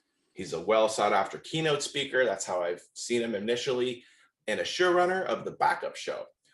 He's the New York Times bestselling author of 9 books and counting, and he's working on his 10th, The Backpack. So welcome to the show, Chris. How are you? Thanks for having me on, Cronus. I'm doing super swell today. We'll come back full circle to music soon. I think maybe let's start a little nerdy though. I first saw you keynote speaking, like I was mentioning, at PubCon or SMX or something, and I was happy to be cheerfully kept awake by you. It was early by one of your presentations. I always, after that, made an effort to see your keynotes because, you know, I've never been disappointed. So thank you for that. And maybe you could talk a little bit about affiliate marketing, and then afterwards, any suggestion for musicians. I have said for years that I usually can make at least my mortgage. So I always figure out that at least I'm never going to live in a dumpster. I might have to eat out of the dumpster. But no, I've done affiliate marketing on and off since maybe 2009. It's never a primary part of my business. It's just something I do, one, for fun, and two, because I think it's, if you really advocate for a product, then there's no reason why you wouldn't suggest people to find it through a link. And so why not give them, you know, I know no one ever buys me, like, I don't like have a stable full of ponies based on the things that I've ever given as an affiliate market, but you know, if I say I really love this great, you know, Yeti thermal mug, the hot stuff stays hot and the cold stuff stays cold, and then you buy one, I'll make like 89 cents. So I'm not going to betray your trust over it, but I really think you ought to buy a Yeti mug. And you're humble. I'm also 3 podcasts in, so it's wonderful to have someone of your stature on here. Some background, actually. Interestingly, I worked with SEO Engine. And that's an actual Google simulator built from the white papers and published math about the search engines by Google. Their CEO, Scott Stouffer, went to Carnegie Mellon, and he even met Randy Pausch. Do you know who Randy Pausch is? Sure, yeah. That book, the last lecture. I don't read a lot of books or recommend books rarely, but that's one I would recommend highly. So on a side note, great book. But Scott actually had him as a teacher. And SEO Engine was brilliant at the time, and they created a predictive sort of search engine, and it was like lifting up the hood at Google. And they're now called Market Brew, and I recently filmed a testimonial for them. And the reason I'm just thinking about this is because I was researching your stuff, The Backpack Show, and I'm in Midland, Ontario, Canada, near Toronto. And I wouldn't have thought about this, but like literally 17 hours ago, I think you were live, and you were talking to Colin. And Colin Pape from Presearch. He's from Midland. He's from down the street. Right around the corner. Like, we're from this tiny little town. It's so funny. I mean, that's the last guy you talked to. He's from literally the same bank right there. So I wouldn't have thought about it, but I was thinking, we've never worked together. And I give them kudos for trying. There was a time when I remember there was an argument about them being penalized. And then I saw in the podcast, he was telling how they actually admitted to doing that to them. But when that was happening, I was working in LA at a search engine firm. And I remember we were kind of thinking, this is a bit like whining that you're not getting the results you want, because we were looking at the sites and they weren't really optimized. But then I know what happened, that they got penalized hard. So I just thought that was an interesting discussion to hear, because I haven't thought of that in a long time. And it's so super local to me. I mean, that's, to me, the serendipity part of the web is the best part. I mean, I've given a talk called The Serendipity Engine, in which I say there's this super intangible part of marketing, which is nothing more than just connecting and communicating. So when I talked to you today, you just happen to have caught what I was talking to Colin about yesterday. It turns out you're in the same town. That connection makes you feel unfairly warm towards me. Like, you know what I mean? Like, that interview makes you go, oh, that Brogan's a nice guy. He interviewed a guy in my town. Like, your brain makes all these connections that it really technically shouldn't. And I think that there's a benefit to that. And I also just think that there's, kind of magic in that old silk hat, as they say. And I want to be clear too. If Colin sees this, I'd love to have him on to talk about Presearch a little bit to understand what they're doing, because I have no idea what they're doing these days. I know they've been working on it for a long time, so definitely interesting. I know I was kind of like when they said they knocked our whole town offline, because Shop Midland, it was their thing, not Shop City, and they expanded it, but it wouldn't make sense to tell you that for him. So I thought that was pretty interesting. I mean, isn't DuckDuckGo the Switzerland of search? I was going to ask you about that because I know about 4% of search, and I would say that if someone said to me, where would you search if you weren't Google, until messing around with Presearch, I would have said DuckDuckGo. What I like is that he pointed this out too. It does have you right at that page, linked to a whole bunch of other engines. You can go right from there to DuckDuckGo. Right on the same bar, and you can actually cook your own. So like, for instance, I wanted to add Crunchbase to it because I use Crunchbase a lot to look up certain companies I'm doing business with. And so it wasn't that hard to cook another search in for that. So it's been interesting. The thing I actually found interesting most about it was this whole idea that you could use the crypto coins to anchor certain keywords and all that. I found that interesting, because the other way to do it is the way Google does it, which is you just buy. And this one is more like, if you hold coins that belong to this community, we'll just give you the vote. Like, you get to pick that keyword. Okay, so that's a really interesting thing to talk about. I think it's daring and bold. If you have the ability to do something like that, go for it. But I wouldn't want to bank my career or my company on something like crypto. It's so weird. But like, if you're a musician like Snoop Dogg, you can make a Snoop Dogg coin, or something like artists like that could do if they're established. Everybody on the same label could have like a coin that's, like that label's coin, and then artists can buy things and they can get coins at concerts or for doing activities within some sort of geofence. So I think there's a real opportunity maybe for artists like Marshmallow Dollar or something like that. But I think it's something you want to be careful with Bitcoin and making crypto. Like, it's kind of like, if everyone has one, it's not worth anything, right? So, well, except that there's another area to that. I just read an article about this today, an hour before this show, which is that non-fungible tokens, what they are calling NFTs, yes, that allow people who maybe buy an album. In the way old days, you'd buy an album and it would say that 200 of these vinyl albums come with a poster, and you go, oh man, I hope I get one with a poster, right? Well, they have similar kinds of things with these NFTs that they'll allow you to unlock certain pieces if you also buy one of these tokens. Now, it could be like, for a band that you really love, I could see that being quite interesting. Like, what I would love is, I would love a day of just wasted studio tape of, I don't know, the Foo Fighters or something. I would love to watch them screw off in the studio for an entire day, and I would pay premium money to have that on top of the album purchase. So I think that there's some things there. Another way that I saw this used is when Patreon first came out, and then all of a sudden there were a lot of musicians who realized that people who really love certain parts of music, like it wasn't Chad from the Chili Peppers, but I think he was the one who was mentioning it. He had a buddy who was a drummer, kind of like the second drummer in a band, in a rock band, meaning percussionist.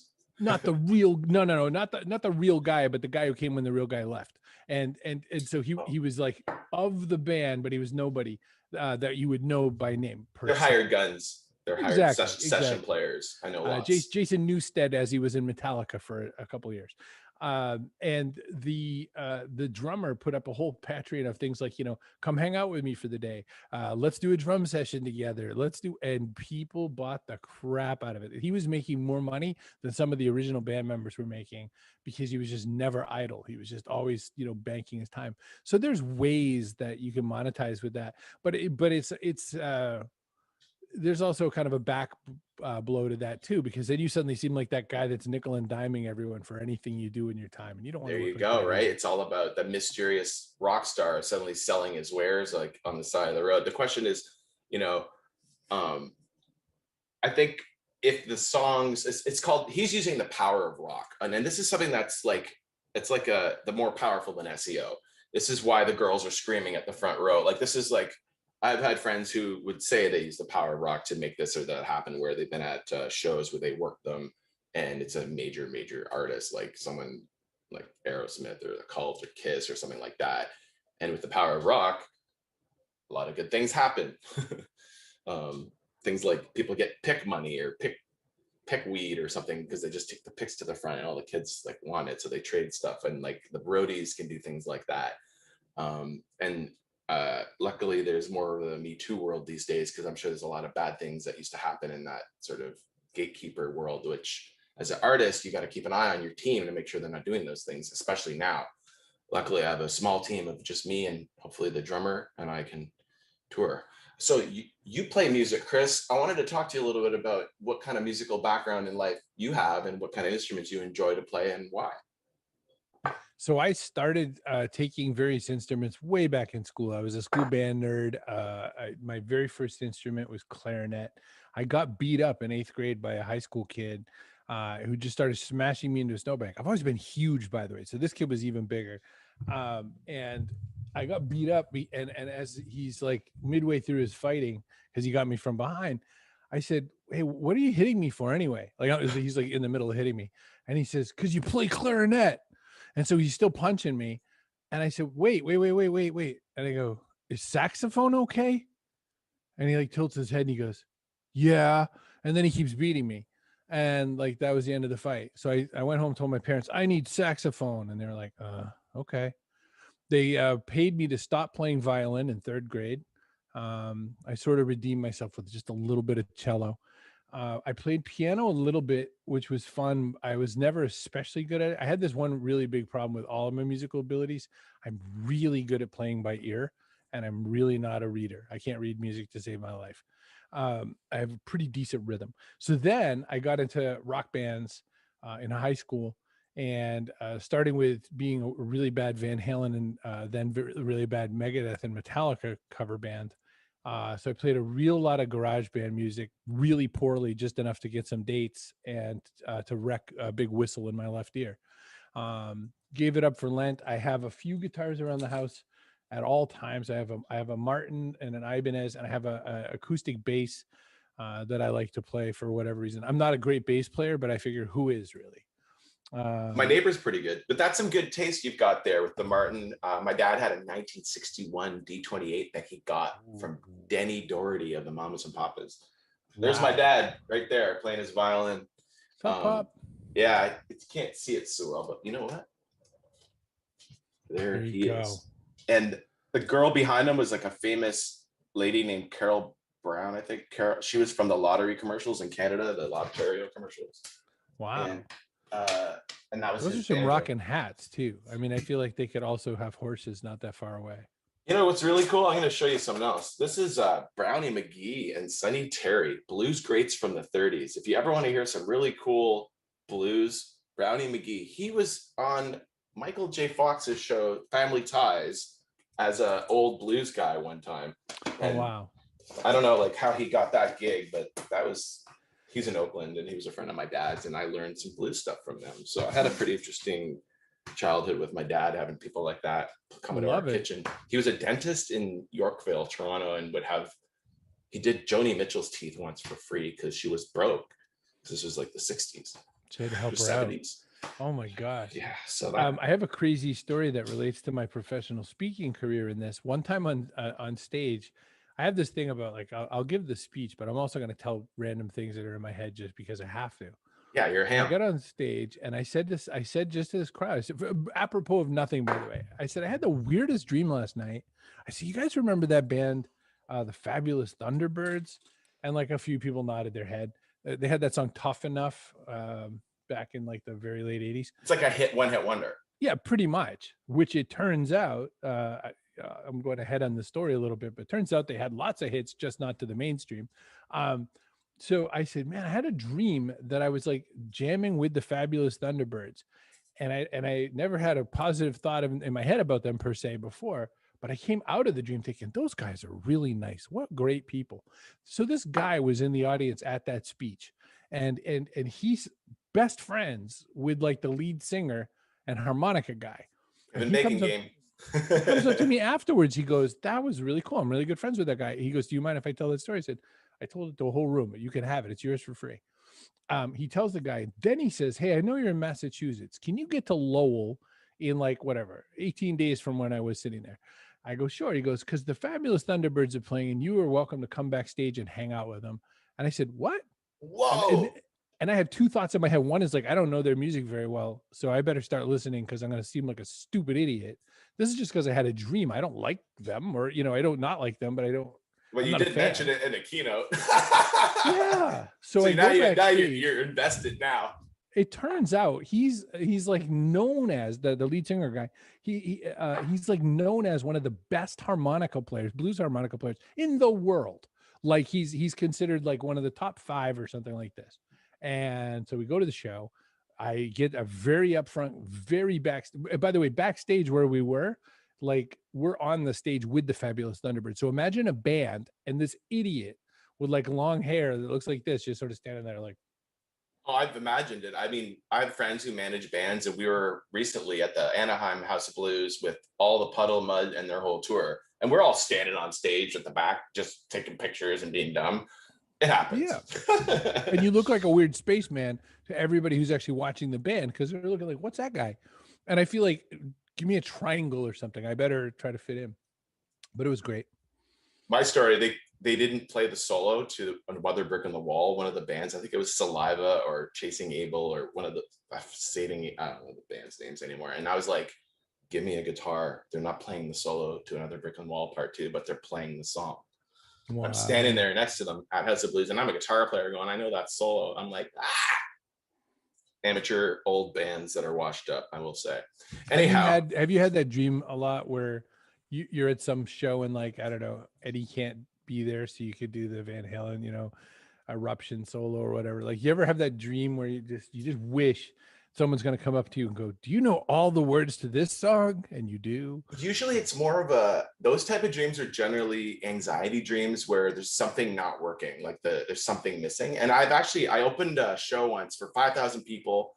And as soon as we started playing, the bass amp went out, and my singer is like, this is when a previous band, he's like, quick, go to an acoustic version of this song. And I'm like, this is our moment. And we're playing an acoustic version of our most boring song while he fixes the bass amp. So, and when I was in high school, we played Metallica 1. And then during the solo, my guitar unplugged, and I immediately plugged it back in and got back in like a champ, but it unplugged. And that was like, people remembered that over anything else we did for years. Exactly. Oh, and I'm just like, so I kind of got sort of like stung by that. And I'm a perfectionist. The reason I haven't toured much or even done a lot with my career, because I've been trying to build a life, has been that the technology wasn't there. But now it's here. Like, I can play guitar live on the internet while riding on a hoverboard, and it's streaming, and I'm using Ableton, and there's no one here, and it's all the backtracks are there, and it's in my ears, and it's wireless. That's awesome. But I think there's so many great opportunities now, like you say, to do that. I mean, look at all these people that have like full on YouTube careers just because, like what's his name, Mark Veltri or whatever, the piano guy. He's so good, and you can just watch him like randomizing with people on Omegle. And I think amazing that you can make your life doing that if you want. It's so cool. And like, the number one career that kids want is to be a YouTuber. I saw that. I mean, I've heard that from numerous sources. And if you ask kids, what do you want to be? They all want to be like a YouTuber or a dirt biker or whatever. I was working on being a professional skateboarder. I broke my arm on Labor Day skateboarding again. Then, of course, on December 20th, I re-broke it snowboarding. Can you believe that? The one day that the hills were open here. Wow. I had come back from being quarantined the first time, and I had a wrist guard on both times, and I'm generally pretty good. I just fell out a short kind of spine thing where it went from 7 foot to 3 foot, so I had nowhere to go, and it broke. And then the snowboarding thing, apparently it wasn't healed enough, even though it was totally healed. My body weight couldn't be taken. So now I'm afraid to like walk anywhere. I'm all like, so I'm doing these stretches, and I'm not skateboarding for an entire year just so I can make sure that I don't screw up my music career. So that's my life. I'm doing gaming instead. There you go. What are you playing for games mostly right now? Well, I got to 1,000 wins in Hearthstone as a mage really quick. Since October, since I started playing. I had a friend who's playing it, and I feel like I'm really good at that. I want to do tournaments. I can do Super Mario 2 without dying as a warm-up in about 20 minutes, 22 minutes. I love that game. Nice. Warping.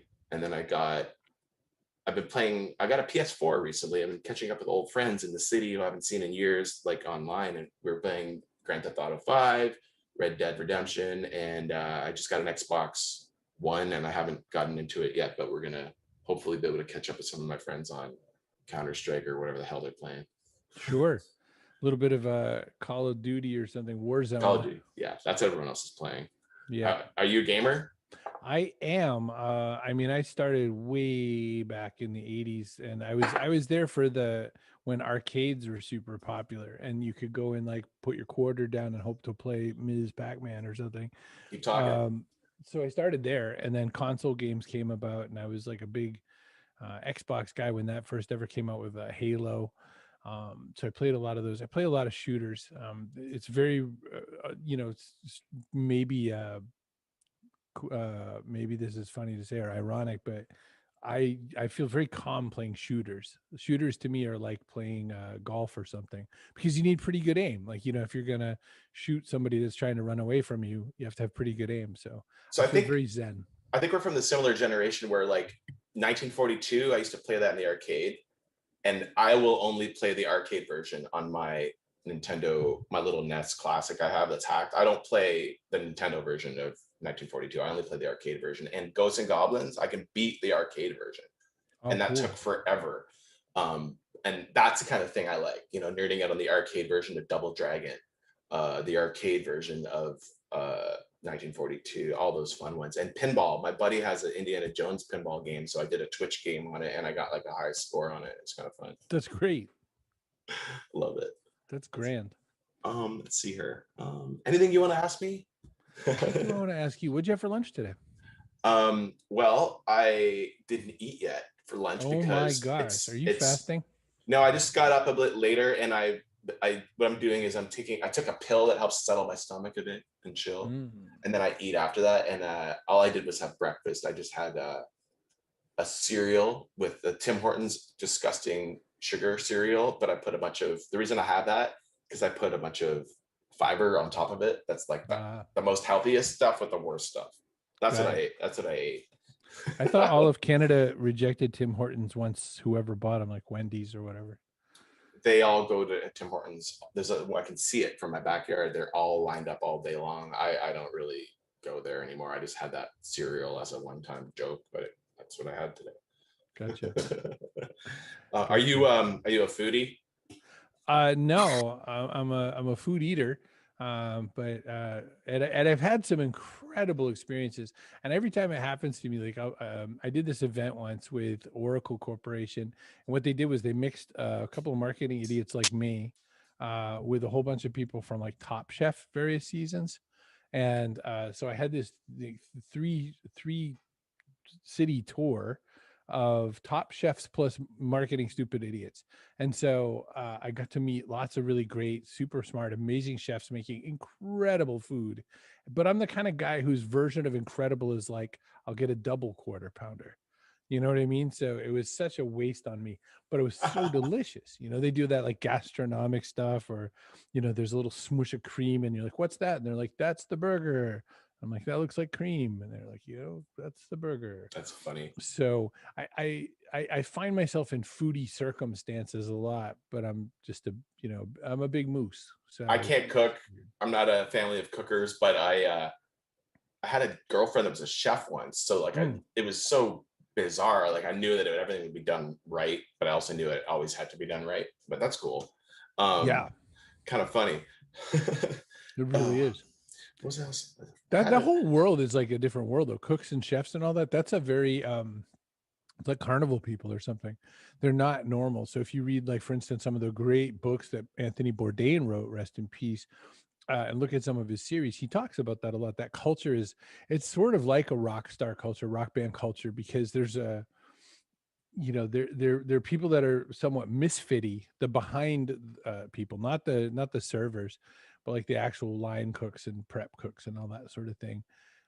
It's a crowd of people who work in a very different way, kind of like the SEO people you hang with. There's people that you could talk very specific stuff with that everyone else would just wander out of the room instantly the minute they heard you start to talk about it. I'm trying to go to PubCon. I think it's August 5th in Florida. I'm going to try. I'll be there. Come on and hang out. We'll have to Epic Dinner. Are you on Epic Dinner? Are you about that? I don't know a thing about it. So yes. Okay, we need to talk. Okay. Other stuff. Question.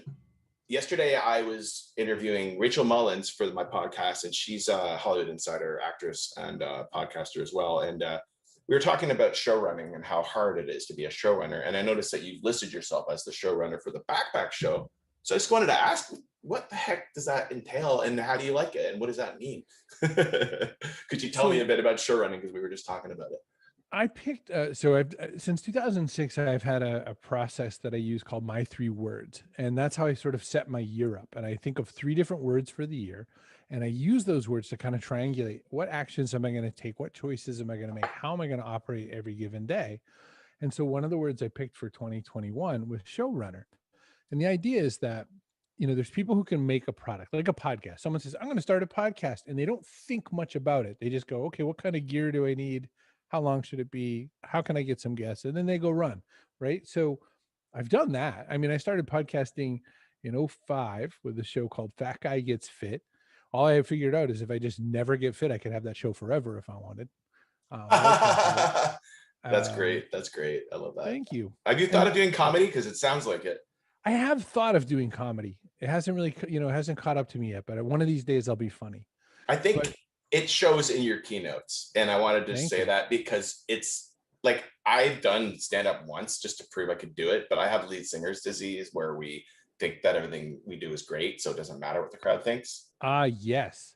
I've heard of that disease. I always thought it was called crabs, but so with the show running thing, the thing I ended up doing, like the distance between a showrunner and any other kind of business person, like think about this in other types of business. If I ran even like an oil change place, a showrunner would say, what aspects of this experience would my customer, the person getting an oil change, come in contact with that would make them feel really good about the experience? Isn't that the marketing director?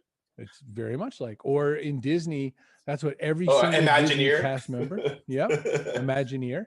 So in that way, so when I do the show, so my co-host Carrie, who's also a co-star, I guess, she books a good large percentage of the guests. She likes and finds the guests and all that. She likes to come up with people. Every now and again, I'll find somebody I really want to interview.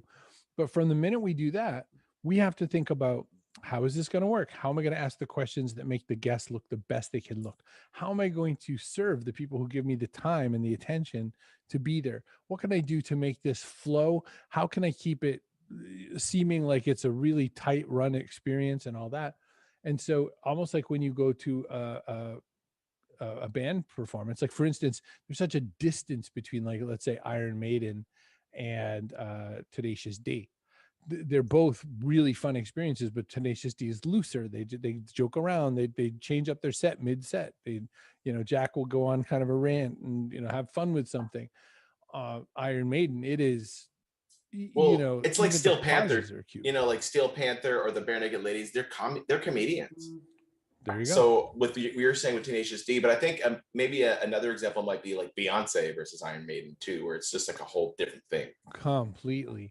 And so the idea of show running is, I want everything to kind of happen for a reason. I want everything to feel a certain way. When you were mentioning about Scott Stratton, Scott is a very, kind of big level performer. The way he performs, the way he does his speeches, everything's scripted, everything's prepared, everything's tight. His little fingertips move, and the slide behind him will change exactly as the fingers move. And I'm more like, trip or lose my notes or ask you to hold my notes. And that sort of imperfection, that messiness, that kind of, why is he on the stage? That's part of it. Like, there's something really exciting to me about looking like I don't exactly belong there, but being able to land it, land it in such a way that people are like, oh, that was like a sketchy skateboarder that can pull it off. But I think what you're saying makes me think a little bit more along the lines of like, this is really interesting stuff. Like a comedian, when they want to come up with it's like an artist. Like, I write an album and I have 10 songs and I go play live. I've been rehearsing my ass off. And anyone who's signed to a major label deal, they've been rehearsing full time for 3 weeks until someone says they're good to go. So they didn't just show up and they're already good. So you got to know that. So if you're trying to be a comedian, from what I'm understanding as a musician, is that you basically try your jokes out, and like some guys, they would put a check mark up on the ones that worked, and the ones that didn't work, they take them out of they're editing their show as they go, so that at the end of like a season or something, they have like all these jokes that work, and then they can go do a Netflix special or something. Yes. So there is an incredible documentary by Jerry Seinfeld called Comedian, and he walks through that process a lot. And I think the way they bookend it is he talks about the fact he's been trying to land this particular joke for over 5 years. Has not figured it out yet. And I find that amazing. I love it. Jerry's been wandering around. I've heard that he's given the same advice to a lot of people, which is not negative, but he says, why do you keep coming up with new material all the time? Why do you always do that? Like he said it to Amy, why can't I think of her name, but everybody, Amy Schumer.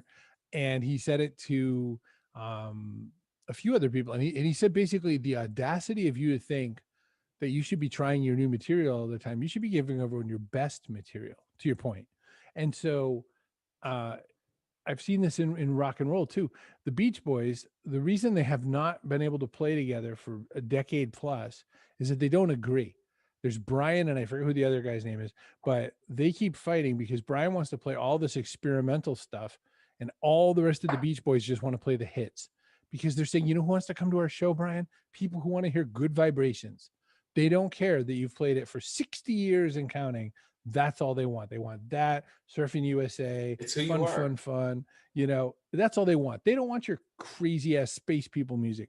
And so they've never gotten back together because they just can't agree on that. Sort of like the Floyd, Roger and David story. So I think that there's a place for just play the hits. I'm really bad at that. I always am trying new stuff as well. I'm Brian in that conversation. I wish I was the other guys, but I'm not. Well, I think what you do is then you have like a liquid tension experiment where you make a side project that's something different, that's named in a way that needs to be named, and you play the things you want and give people what's branded as what you've sold them. Some people were in record deals with producers and stuff, and like the stuff they wrote didn't get conveyed properly, and they've been produced to all hell, and the records only sound the way the public wants them if they use that producer.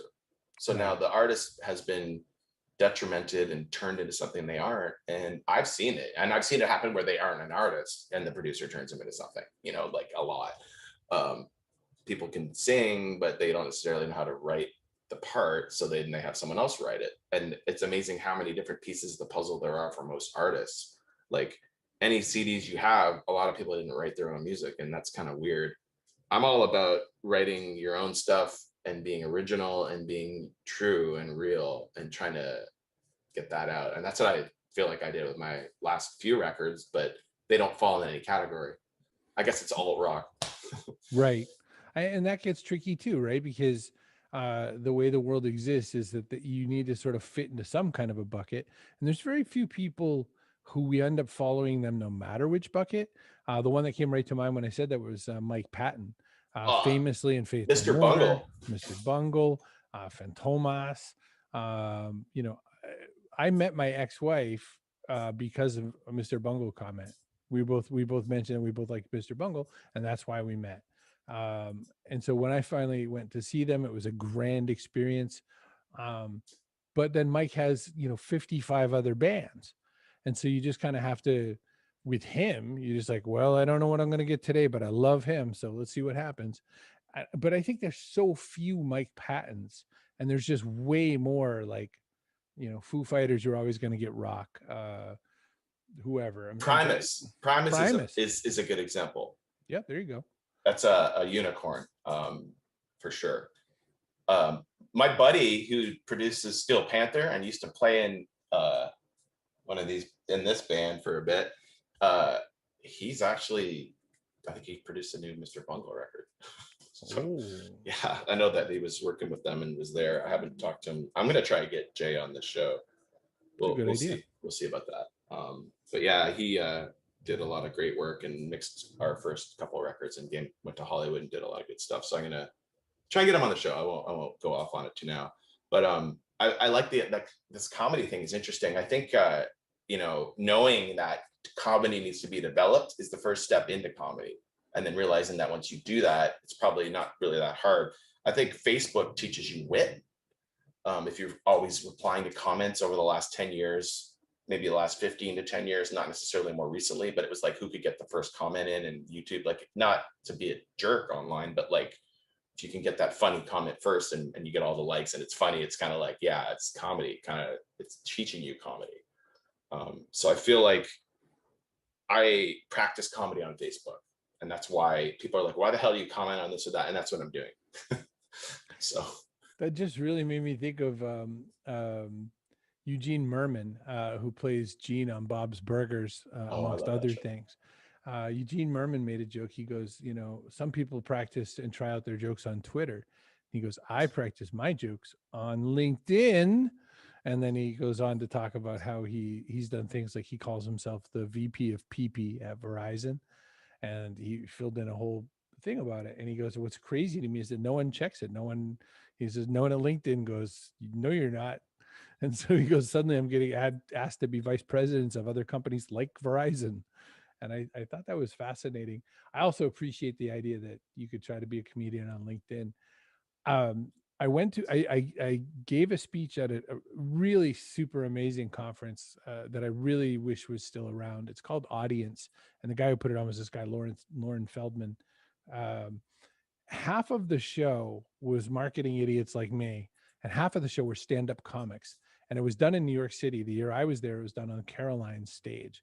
So this is a stage that you've seen some of the biggest comedians you've ever heard of in your life have gone to really be discovered. And I'm on that stage as a marketer. However, I'm the only one in the marketing half who thought about, maybe I'll try to tell some jokes. There you go. Everyone else said, you know, I'm just going to tell my marketing speeches the way marketers do. And I thought, no way. I watched the YouTubes of all these other comedians. I'm going to try to be funny. Read the room. So I made a joke that I still kind of appreciate. I made a joke about when I grew up, there wasn't like all this great internet porn. Like it just didn't exist.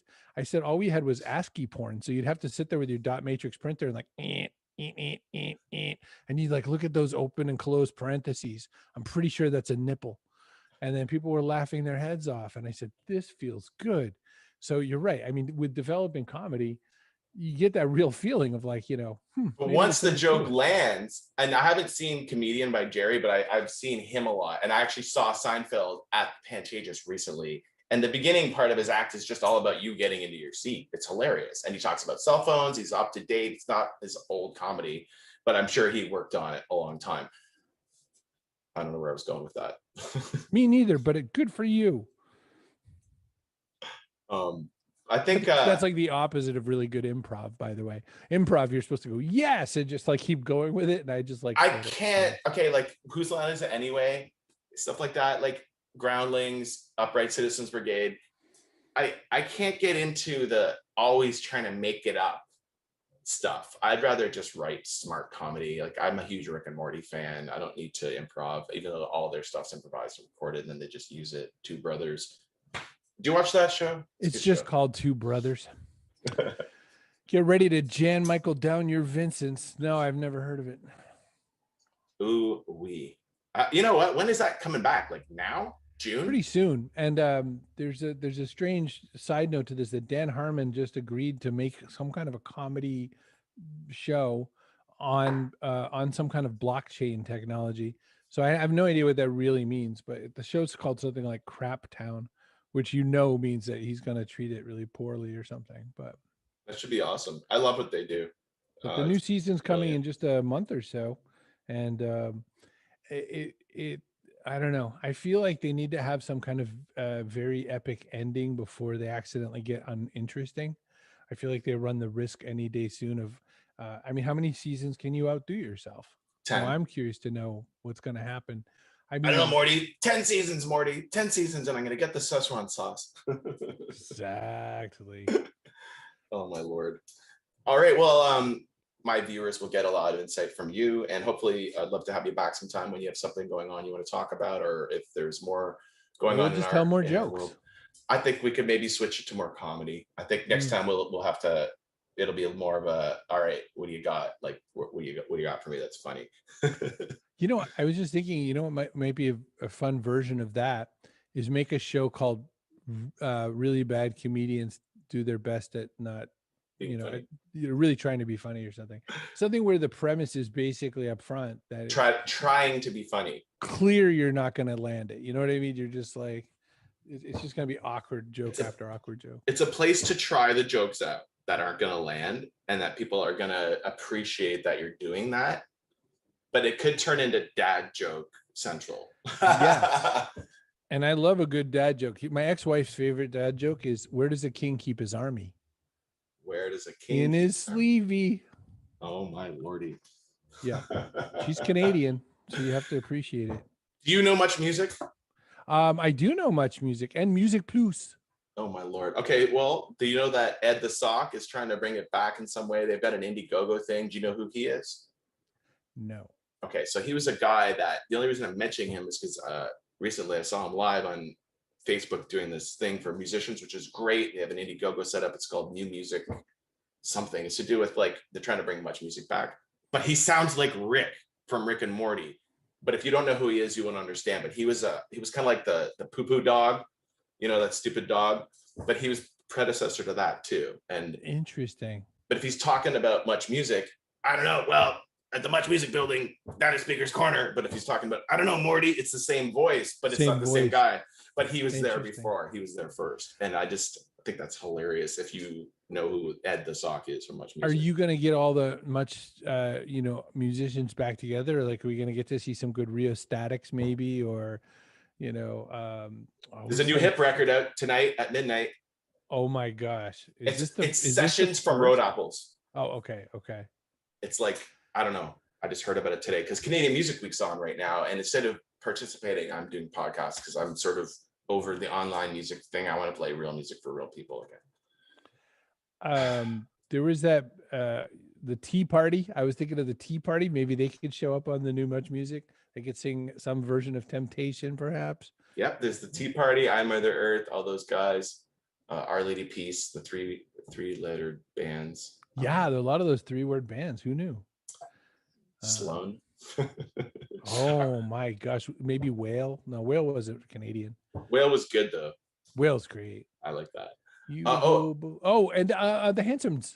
The good old hockey game. All the Hansons punk rock versions of songs.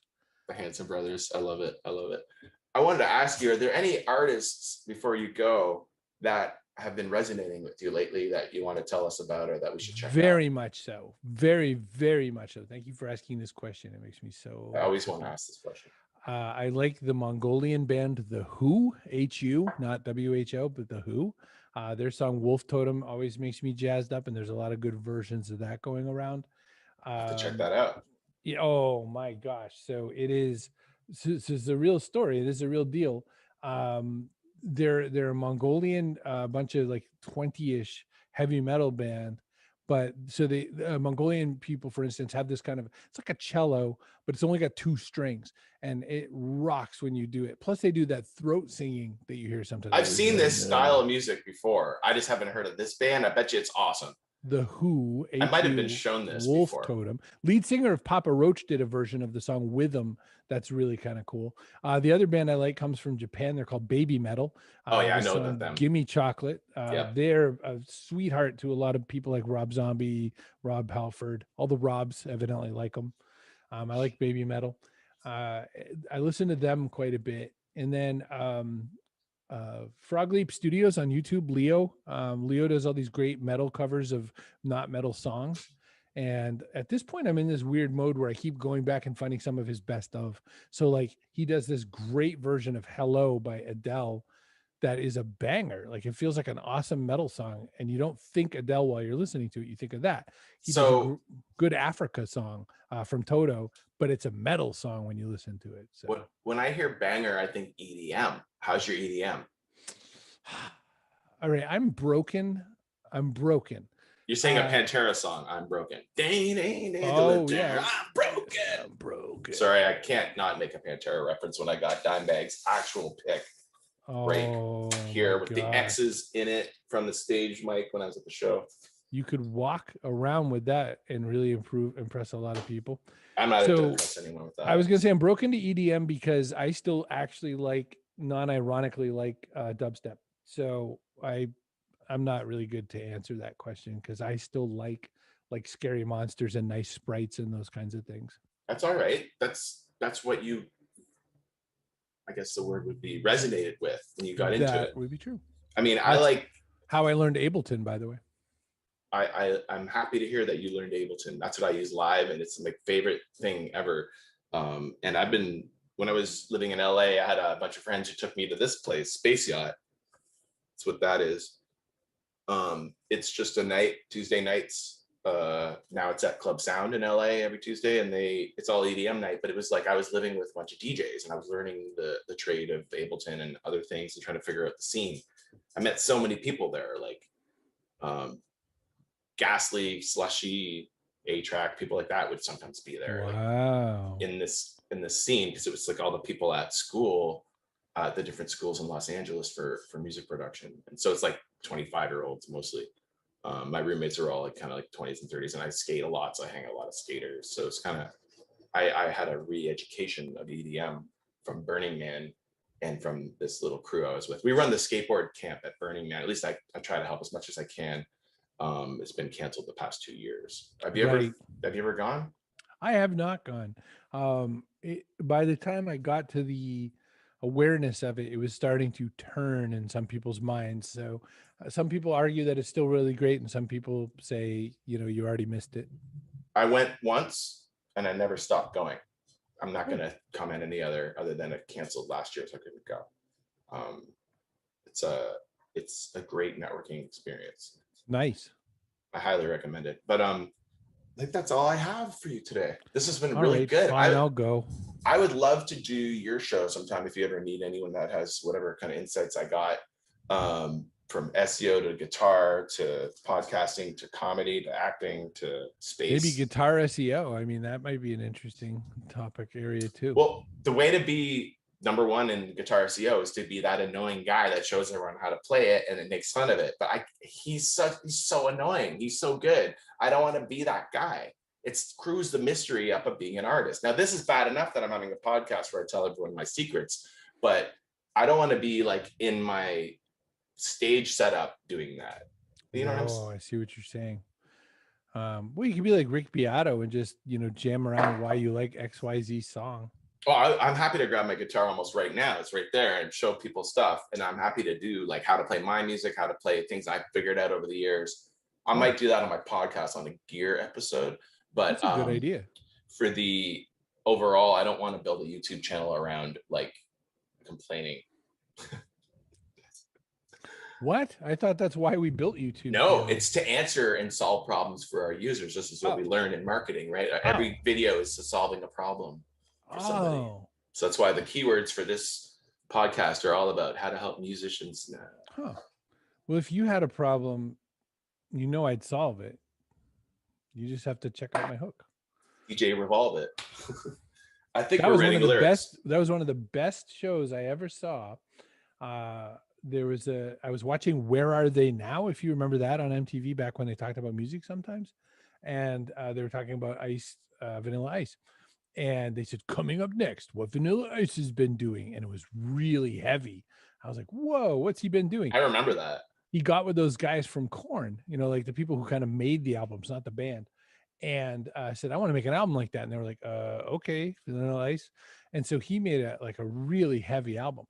Well, I happened to be reading the Boston Phoenix, which a long, long time ago was this incredibly great independent newspaper where you could catch up on bands that weren't as commercially popular. And I turned to the page during the commercial break, coming up, here's what Vanilla Ice is doing. Turn the page and there's a full page Vanilla Ice coming to the wherever it was at the Middle East in Boston, which is this like kind of smallish club.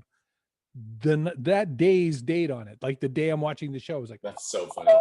So I took my then girlfriend. I said, we got to go. We get in the car. We lived like 35 minutes from Boston. We drive all the way to Boston, find a space, which is horrible, get to the show. And he's not on stage yet. You know how like you're kind of like all lumbering around waiting for the show to start. Well, they start, the crowd is kind of making fun of him. Like they're all like, most of the people there seem to be there because they were like, they want to see the accident happen. Yeah. They're there to see it crash. And I was there, open-minded. I was there kind of more like, oh, this might be interesting. It's okay. You like the song. It's all right. Sure. It's a Queen song, but it's all right. the crowd is screaming, "Go Ninja, go Ninja, go," making fun that he was in Teenage Mutant Ninja Turtles 2. Oh no. And like, you know, they're He's kinda gotta hating. own that. He's gotta own that. So he comes out. So the really bright lights that illuminate the audience, the ones facing the audience, come on super super bright. You sort of see the band silhouettes coming out, and then you hear him put on like the 80s version of Ice Ice Baby. Just the starting part, ding ding ding ding ding ding ding ding ding ding ding ding, and then he holds his mic out. He goes, "All right, stop." And then the whole crowd a cappella sings every word of the song because they know every word of the song, even if they're going there to make fun of him. That's awesome. Midway through, the heavy metal band lands, boom, boom, boom, boom, boom. The crowd loses their mind. It is incredibly instantly like a 300-person mosh pit in a 200-person capacity space. And the whole rest of an hour goes by, everyone losing their mind. They're so happy to be in there. Because people just want to mosh to that song and crunch people to it in the heavy version of it. They're so sick of the other version. They had such a great time. Everybody left that place going, "Man, Vanilla Ice has sure got a good show." Like no one could talk smack about him then. I heard about it from my drummer, who's he knew him or somehow knew something to do with it, and was saying Vanilla Ice is like got a crazy show going on. Yeah, so that was years ago, and he's I don't know, he like restores houses or something now. I don't know. He does this weird. That was like 03. Yeah. So wow. Yeah, around 03, probably just a little bit sooner, even before that maybe, but it was definitely like I have that feeling that there's a lot of other bands out there that if you ever go to see them, you're going to love them more than you think. So that's how we'll end the show, I guess. We'll end the show by saying, never judge a band by its cover. I love it. And who they cover. I love it. So tomorrow I've got Steve Thompson on. Speaking of Korn, he produced like a whole bunch of their albums, and he mixed Appetite for Destruction. So that'll be pretty cool. Wow. He's a friend of mine. I've worked with him before, and I just I love his take on the industry, and I can't wait to record him tomorrow. And yesterday is out tomorrow, next Wednesday, and yours will be out the week after. So that sounded like calendar words, but yes. Boom. Sorry to confuse it all. Anyway, thank you, Chris Brogan. Thank you. ChrisBrogan.com, and that's I know your company's name is that as well, Chris Brogan Consult. What's the name of it, man? Chris Brogan Media, or I also own Owner Media, so either one. Well, very pleased to have you on. Thank you for your time today. And Thanks, this is the Musicians Insider, and I'm Cronus, and we'll see you all again soon. Thanks.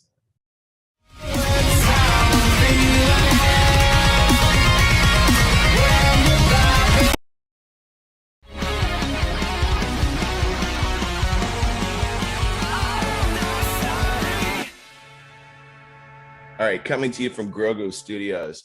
This is the Musicians Insider. My name's Cronus, and I have a very special guest today, Rachel Ann Mullins. Yay! Yeah, I am a special guest. That's correct. And Rachel is a host of a podcast, and she's also an actress and producer, and she's a Hollywood insider. So I figured, why not bring her on the Musicians Insider? Because music and Hollywood is all intertwined, and if not deeper than you even ever know. How are you today, Rachel? I am. I'm in India, so it's like the start of the monsoon season, which is why my hair is so ratchet, because it is raining to beat the band outside. So, well, good morning. It's bright and early. It's 10 a.m. for me. What time is it for you? It's like the opposite for me. So it's like 8 o'clock at night. Well, thanks for being on the podcast with me today. You want to tell me a little bit about what you've been up to for the past few years? We haven't connected in a while, and tell me about your latest. Why you're in India. My latest and greatest. Okay, so here's the crazy part. At the height of Corona time, the height of Corona hysteria in Hollywood, everything's shut down, everybody's wringing their hands, can't even hike Runyon Canyon. And I was like, you know what? Let me just throw all my stuff in a storage unit and take my dog, and we're gonna go to Bollywood, because I've had an agent here since like 2016, 2017, and him and I've always talked about me working here, but he's needed me to be in country for a while for that to work out. And back then I wanted to do it like a per project basis, like get me attached to a project, and then I'll come to India, and then we'll do it, and then I'll go back. Well, as it happens, because the borders were closed and they still are a year later, I have a special business visa here. So the only white people they let in this year is Rachel Mullins. So I got to come and be basically the only white actress from Hollywood going. So I got really like literally I landed really late one night on September 2nd, and the next day I had an audition for Volkswagen. Like just quickity quick. Um, and then since then I've got to do this really cool web series called Schutzpah that's coming out next month in June. And then I have another big Bollywood movie coming out in December, with like huge Bollywood actors, like sort of like the Indian version of Tom Cruise. And it would like being in Mission Impossible, basically, like, but the Bollywood version. It's amazing. My agent here is so fantastic. He's adorable. His name's Ravi. He's always got dollar signs in his eyes, and he's like, and we can do this, and you can direct a project, and blah, blah, blah, blah. Like, he's just so exuberant. I wish I had 10 of him in like every market. I would be so happy. You sound excited. Well, that's fun. Do you get to do stunts? No, which is good because I don't stunt actually. That's what I figured. I don't stunt so much that I don't even like watching other people do stunts. Like, fair enough. This is such a silly example, but Dave Franco in the Magician movie, the Now You See Me, when they're doing all the car stunts, I'm like, little Dave's too small for that. Like, I can't even watch it. If I read, if somebody sends me a script and got stunts in it, like, no, I won't. I'm not producing it. I'm not directing it. I'm not doing anything on it. Okay, well, on a insider perspective, if someone sends you a script, who would send you a script? And if there's people out there with scripts, are you accepting scripts? Or do you have any advice for people that are trying to do things?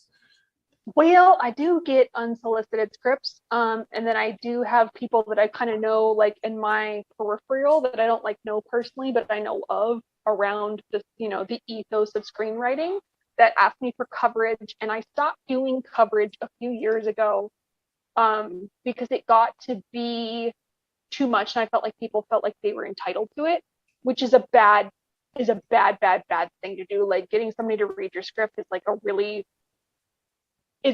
big deal, and it's not something that you should just take for granted.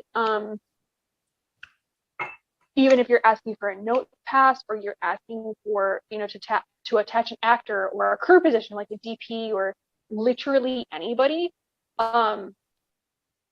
getting somebody to read your script like a big deal. So I kind of worked out like a system for it, in that I don't like reading digital scripts.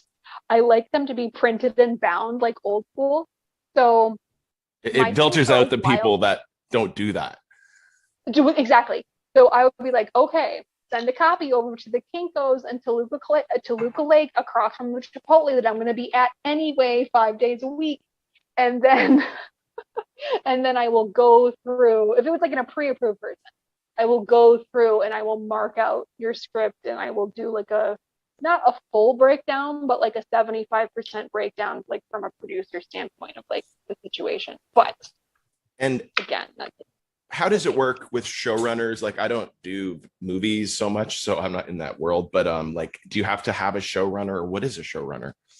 Okay, a showrunner. That's more for TV shows. A lot of things. Yeah, well, I mean, but it's a major deal. Like, to be a showrunner is a super hard job, and it's not just something that happens. It is definitely like a career trajectory. And I think this about a lot of positions in entertainment, but this one in particularly, like, you can't teach somebody how to be a showrunner. Like, you can learn from mentors and like be in a lot of writers' rooms and like eventually move your way up. But a showrunner is basically like the head writer of the entire show, and they're running the entire writer's room and like the entire department, and they're guiding the ship. A lot of times showrunners also direct, or they're sometimes they're EPs, or sometimes they're producers. It depends on what they're trying to do with the award situation. Are they or involved just in the who it is. funding? Sometimes, I mean, well, I mean, for television funding, like you're trying to get picked up by a network, but kind of like if you have a really, like, say you are a screenwriter and you have a lit agent and you have a pop-in pilot script that is, it's got juice. And if you attach a showrunner that's a showrunner with also some juice, you know, that's how you get to make cocktails most of the time. So being able to attach a showrunner is a really, really, really big deal, but they have to be a good one, you know. Gotcha. Anything exciting coming up with you? Like, I mean, obviously. Like, well, I mean, work-wise, like I actually just watched an e-commerce store the other day, bougiesaurusfreck.com.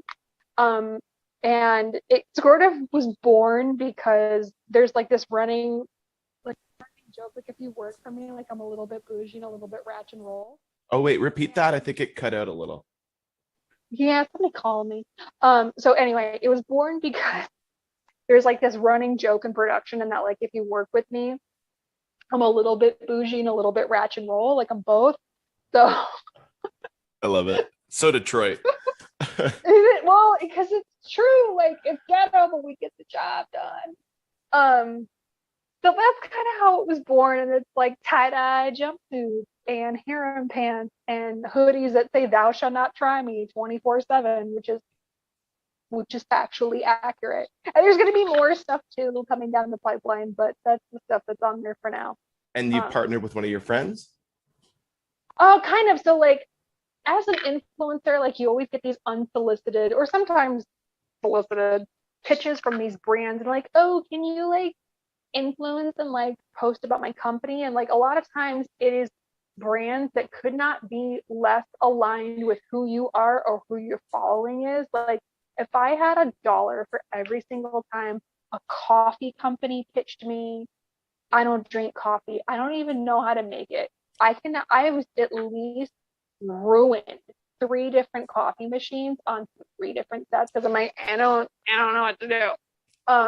That's hilarious. So I went to my friends that are influencers and I strategically bought things that their followers connect with. So it's usually I kind of went backwards on it. It's usually a brand's like, we're going to be like this, and this is our vision, and this is our whatever.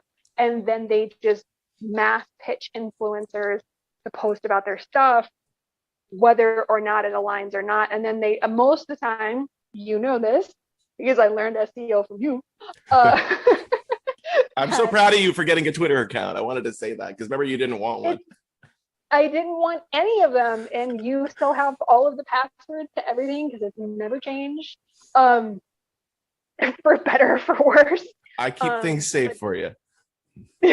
But at the end of like these campaigns, the brands are like, we didn't make any money and that person didn't sell and they didn't convert. And it's like, well, the thing that you have and the thing that their followers resonate with are two different things, and that's not necessarily going to translate to conversion for you. So yeah, so I kind of deconstructed that. So I do the buying based on my friends that I'm working with, based on their following and what they're into. Very cool. So as a musician, what I do to try to get influence things happening is we go to like the NAMM show, and like I'm wearing these in-ear monitors. NAMM is awesome. I got these from 64 Audio, and I'm promoting them because I am one of their artists now, and I get it for artist pricing. Good. And these are the best 12 driver ones you can get. I got a new guitar over there. I got a lot of cool things that I get from influence. But when people approach my Instagram and say, hey, we love what you're doing, we want to, you know, it's always, here's a code to get a percentage off our stuff. So they're not even approaching me. They're just trying to spam me to buy stuff. I can't even get to that level. Oh, totally. I mean, that's a dime a dozen. There's so many of those, and I don't know how they survive with that business model, but I maybe they do. There's so many wannabe influencers out there that just cling to this stuff, I guess. But ain't it the truth though? Ain't it the truth? I don't know. It's so weird because like I feel like I was doing stuff like long before the term influencer was coined, and back when people were saying like tastemaker or like promoter, and like none of those things really truly did the thing. Well, I'm gonna be honest with you. Like I when I saw your No Filter Friday podcasts, it kind of just reminded me of hanging out and talking to you. Like, That's and what I a was lot of like, people say. and I haven't seen you in a long time. And I was like, oh, what's she up to? And now I'm like, I feel like I've caught up now without having to even. This is the first time I don't think I've seen you since that James Cameron party. Probably not. Probably Oh not. my, and like, and I thought it'd be funny to talk about some stuff like that. Like, that's funny. That was a funny night, right? Like, It was a funny night, dude. wow. It's so crazy to watch one of the most guys that's like one of the runs the most wasteful sets in the history of Hollywood get up and talk about environmentalism like for 40 minutes. Like, Oh, bro. and people were talking over him. Yes. It was the mess. It was it was a good party, but it was James Cameron talking, but keynoting was a mess. And I brought a lot of my friends. Like, I even brought my friend Bob. He's a screenwriter. I want to connect you to him, actually. He was there. I brought Zhenya. I brought my other friend. She and I performed at the Viper Room for my album a couple years back. I also brought just several friends that I knew that would go to these things. And I remember bringing you and one of your friends who I'd met, and I didn't realize she was there. That was really funny because I'd met her in Park City, Heather. Yeah, dude, Oh. we had a ton of people there that night. I have like red carpet pictures like Joanna Krupa, and then at the Paris end of the Hilton night, was with you guys. Paris Hilton was DJing, and I ran into her manager Jamie Freed's been a friend of mine for a long time. And then at the end, like Taylor Armstrong came popping out of nowhere, and she's like giving hugs, and me like, I love you. Like, it was, it was an evening. And I didn't know your friend that I knew had gotten the ticket through you because I had given you the ticket. And she told me, no, I got you 2 extra tickets through my buddy Mike because they were supposed to be like $2,000 tickets, but they were giving them away for $40 before the night was over to people. It was kind of weird how they did that. And it was kind of a sketchy party. Because like, maybe, I don't know, because I know we had a publicist walk us on the carpet. Like, I feel like that's back when Tad was handling carpet for us. Well, I remember interviews that night. What was really funny was our mutual friend had told me that she got tickets from you. And I remember you'd asked me for two extra tickets. So I'm like, oh my God, those are the tickets I gave you. It was so funny. It's a circle. But it's a circle. I like how we were able to, share like when people have invites to things and try to put people on lists, you try to hook everyone up. I haven't really had any hookups in a while. But in Toronto, I got to see Steel Panther. How did Steel Panther make it to Toronto? Explain to me the logistics, because now this is a physics equation. Okay, well, do you know how I was working with Jay Rustin? He was in our band back in the day. And then when we all kind of came to LA, he's now their producer or whatever. So I'd said, hey, I'm going to see them in Toronto. It's the same night Metallica was playing too. And we couldn't get the small club Metallica tickets, but I was like, let's get on. It was my buddy's birthday. So we got tickets to Steel Panther, thanks to Jay, and got to do the guest list thing. And they're signed to Universal now. People don't get naked on stage anymore, and it's more cleaned up, but it's definitely worldwide. What? That's not Steel Panther. I know. It's not Steel Panther. Key Club is when when it was crazy. But they're awesome. I love those guys, and they're hilarious. Really good musicians. They're comedians. Comedy. Let's talk about comedy. You're funny. Have you ever thought of doing comedy? People ask me that a lot. I prefer my comedy in a video-based sort of format, like produced. I really like taking comedic parts in movies or TV shows. And as far as like making my own stuff, I like doing sort of like, I guess you could call them like short films, like probably longer form. Like if you were to put it in like an improv sort of category, it'd be like a longer form sketch, I guess you could say. I mean, not like a 90-minute Harold sketch comedy. Yeah, I mean, not necessarily, but like written sketch that translates. Like I made me and my friend from Warner Brothers, Jason Schultz, and then Rachel Sterling made this short film for PGA a couple of years ago, that was that year. The like the honoree was Mike Nichols. So we made this sort of like The Graduate-esque kind of a thing, and I got to be Mrs. Franklin. And it was like that's the So wait, I know who Mrs. Robinson is. Who's Mrs. Franklin? Yeah. So the honoree for that year's PGA short situation was Mike Nichols. So we could sort of took our own spin on Mrs. Robinson. So I was Mrs. Franklin. Got you. I love it. I see, and I know you're an Audrey Hepburn fan too. I can just every time I see stuff about her, it makes me think of your stuff. You know, I haven't gotten that in a while, and I'm kind of salty about it. It's a little upsetting. Like, wait a second. Well, you haven't been acting like her as much. You used to act like her, like, you know, you expect the powder room stuff, and you talk her or like just look at people. That was your thing, and now you're more chill. I mean, I think I really like after doing a couple projects, like I really think I found my direction and like the genres that I like and what resonates with me. Your niche. And what is your niche? Well, I mean, that kind of goes back to that bougie ratchet thing. There's a couple genres that I really, really love. Like I really like stuff that's like single location and just a couple actors. Like The One I Love and Match are really great examples of that. Even though the actors are, you know, amazing. It's like the Duplass brothers and, you know, the other one's Patrick Stewart and Carla Gugino. So I really like single location, like just letting the dialogue and the art of cinematography tell a story. And then I also really like,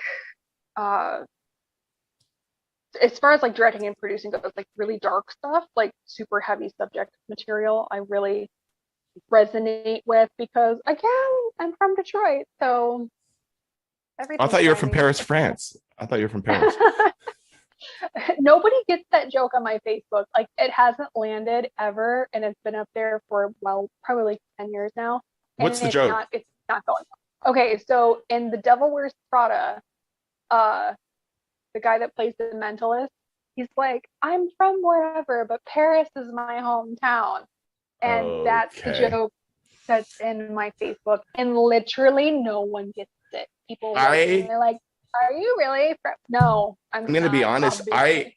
I was afraid to even say you're from Detroit because I thought maybe you weren't telling people that. I'm like, why she got Paris, France there? It's got to mean something funny to do with that. I wasn't sure if you were afraid to be like, you didn't want people to know you were American, or if you were trying to say, I thought that was hilarious, but I hadn't talked to you about it because you didn't have Facebook. Back in the day. Yeah. No, I don't think I could hide any of those things. And like the further abroad I go, the more American I become. Like when Angela and I went to Cannes, we remember that we didn't even know each other.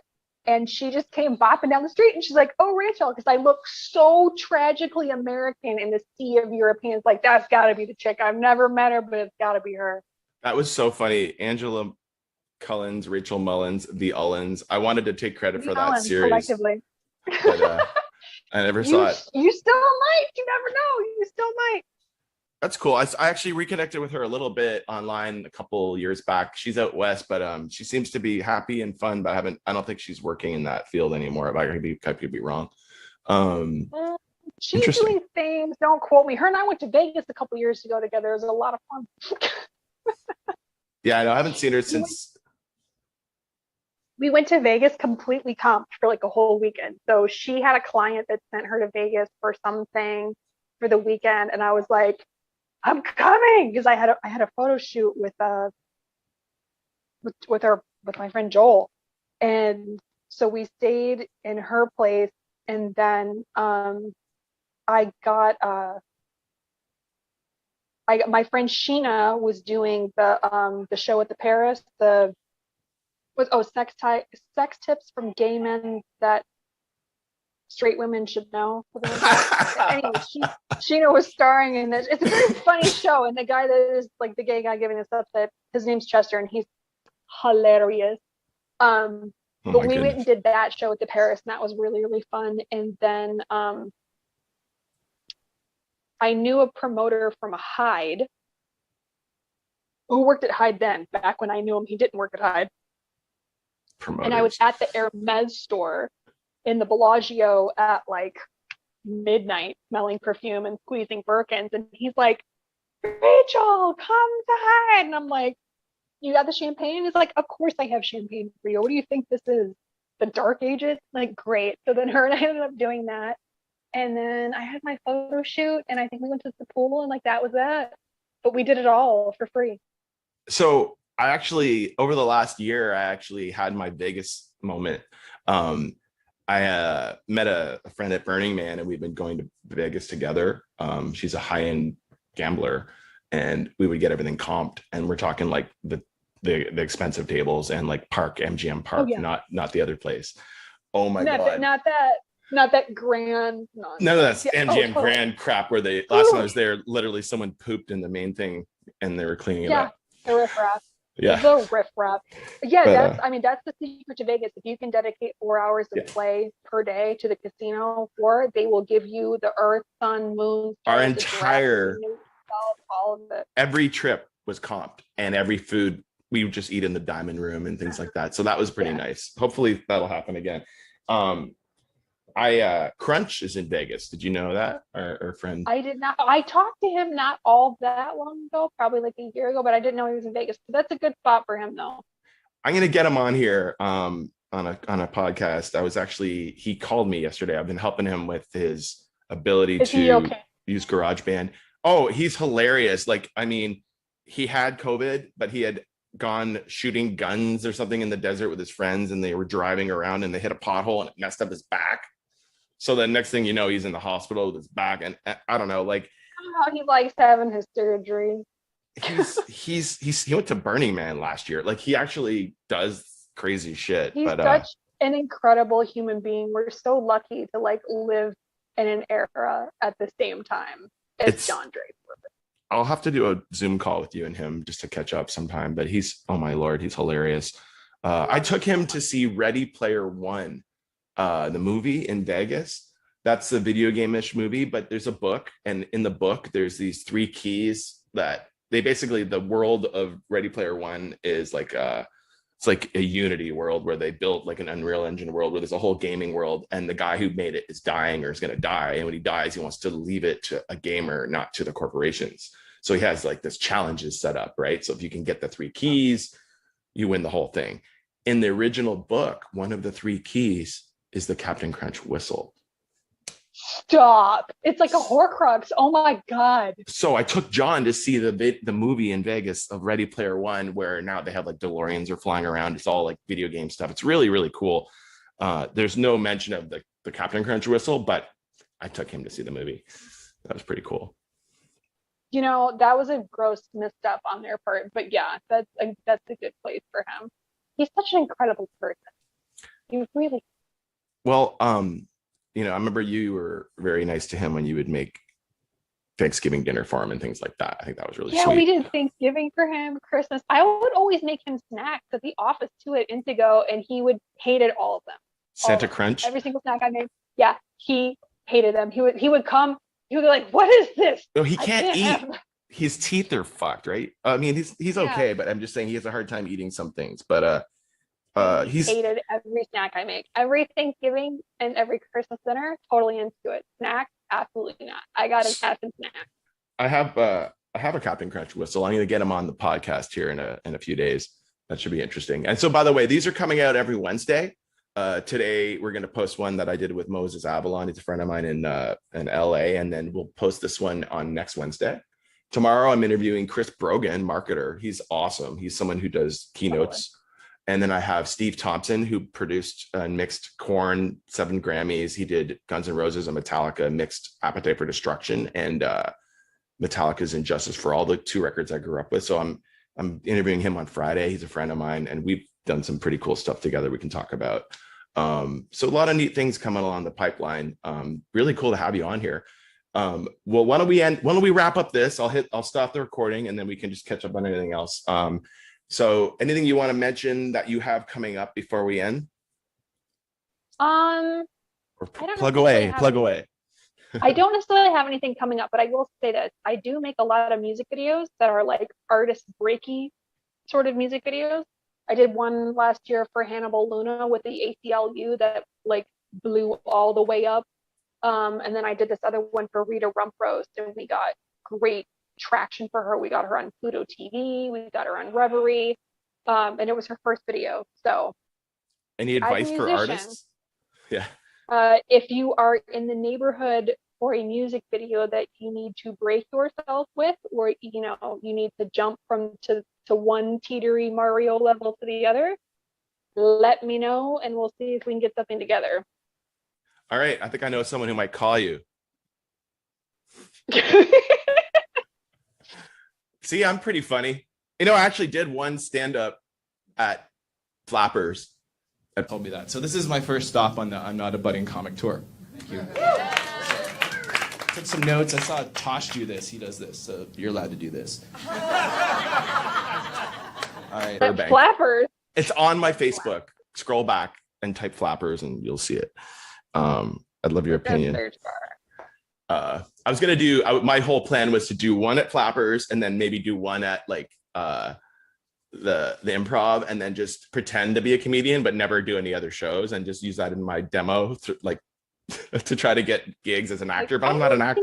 Well, you know, I mean, the thing is, it's like stand up. A lot of people aren't actually stand up comedians. They use stand up as a vehicle to get auditions because for whatever reason, you have to like prove you're funny in Hollywood. So if you're not going to do like Second City or Groundlings or any of that stuff, like people like, I'll do stand up.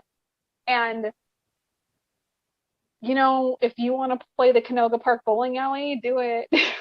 And there's it'll teach you how to be on stage for sure. Well, like you said, Groundlings and the other one, but there's another one in I forget, in Franklin Village. What's it called? UCB? Yeah. It used to be Upright Citizens Brigade. Can't not mention that if you're going to mention that. That's pretty cool. Fine. All right. Well, Rachel, thank you so much for being on the podcast. I look forward to seeing more of your No Filter Fridays and the movies you're filming and everything that's coming out. I'll be sure to share it when it comes out. And with that, thanks very much. Have a wonderful rest of your trip. And I will end it there. Thank you. You too.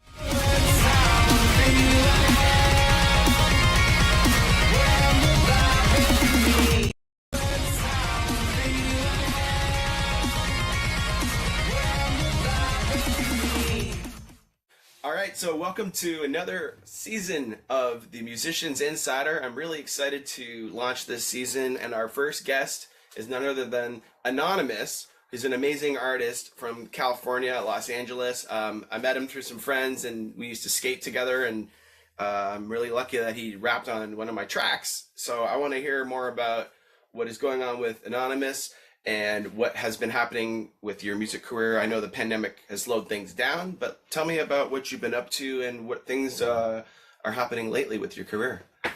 Thank you, man. Thank you for having me on the show.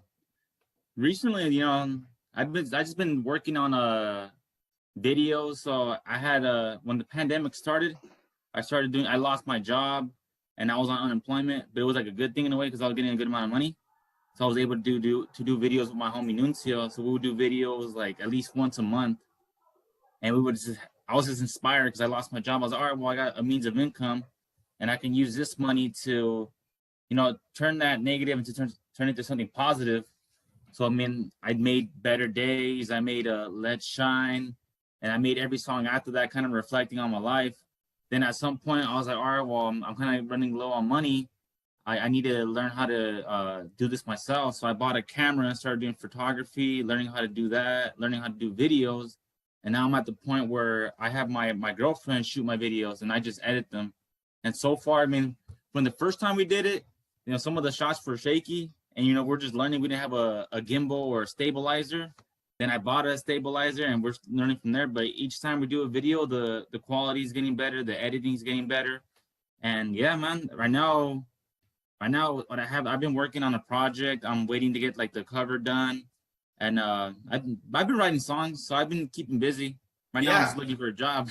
Well, I've been watching a little bit of it, and as you mentioned, the production value every time gets better and better. I'm proud of you, man. It sounds awesome. And I was just wondering if you're doing any shows yet, but I guess it's kind of hard to book shows with this fucked up pandemic. What's the scene like in LA right now?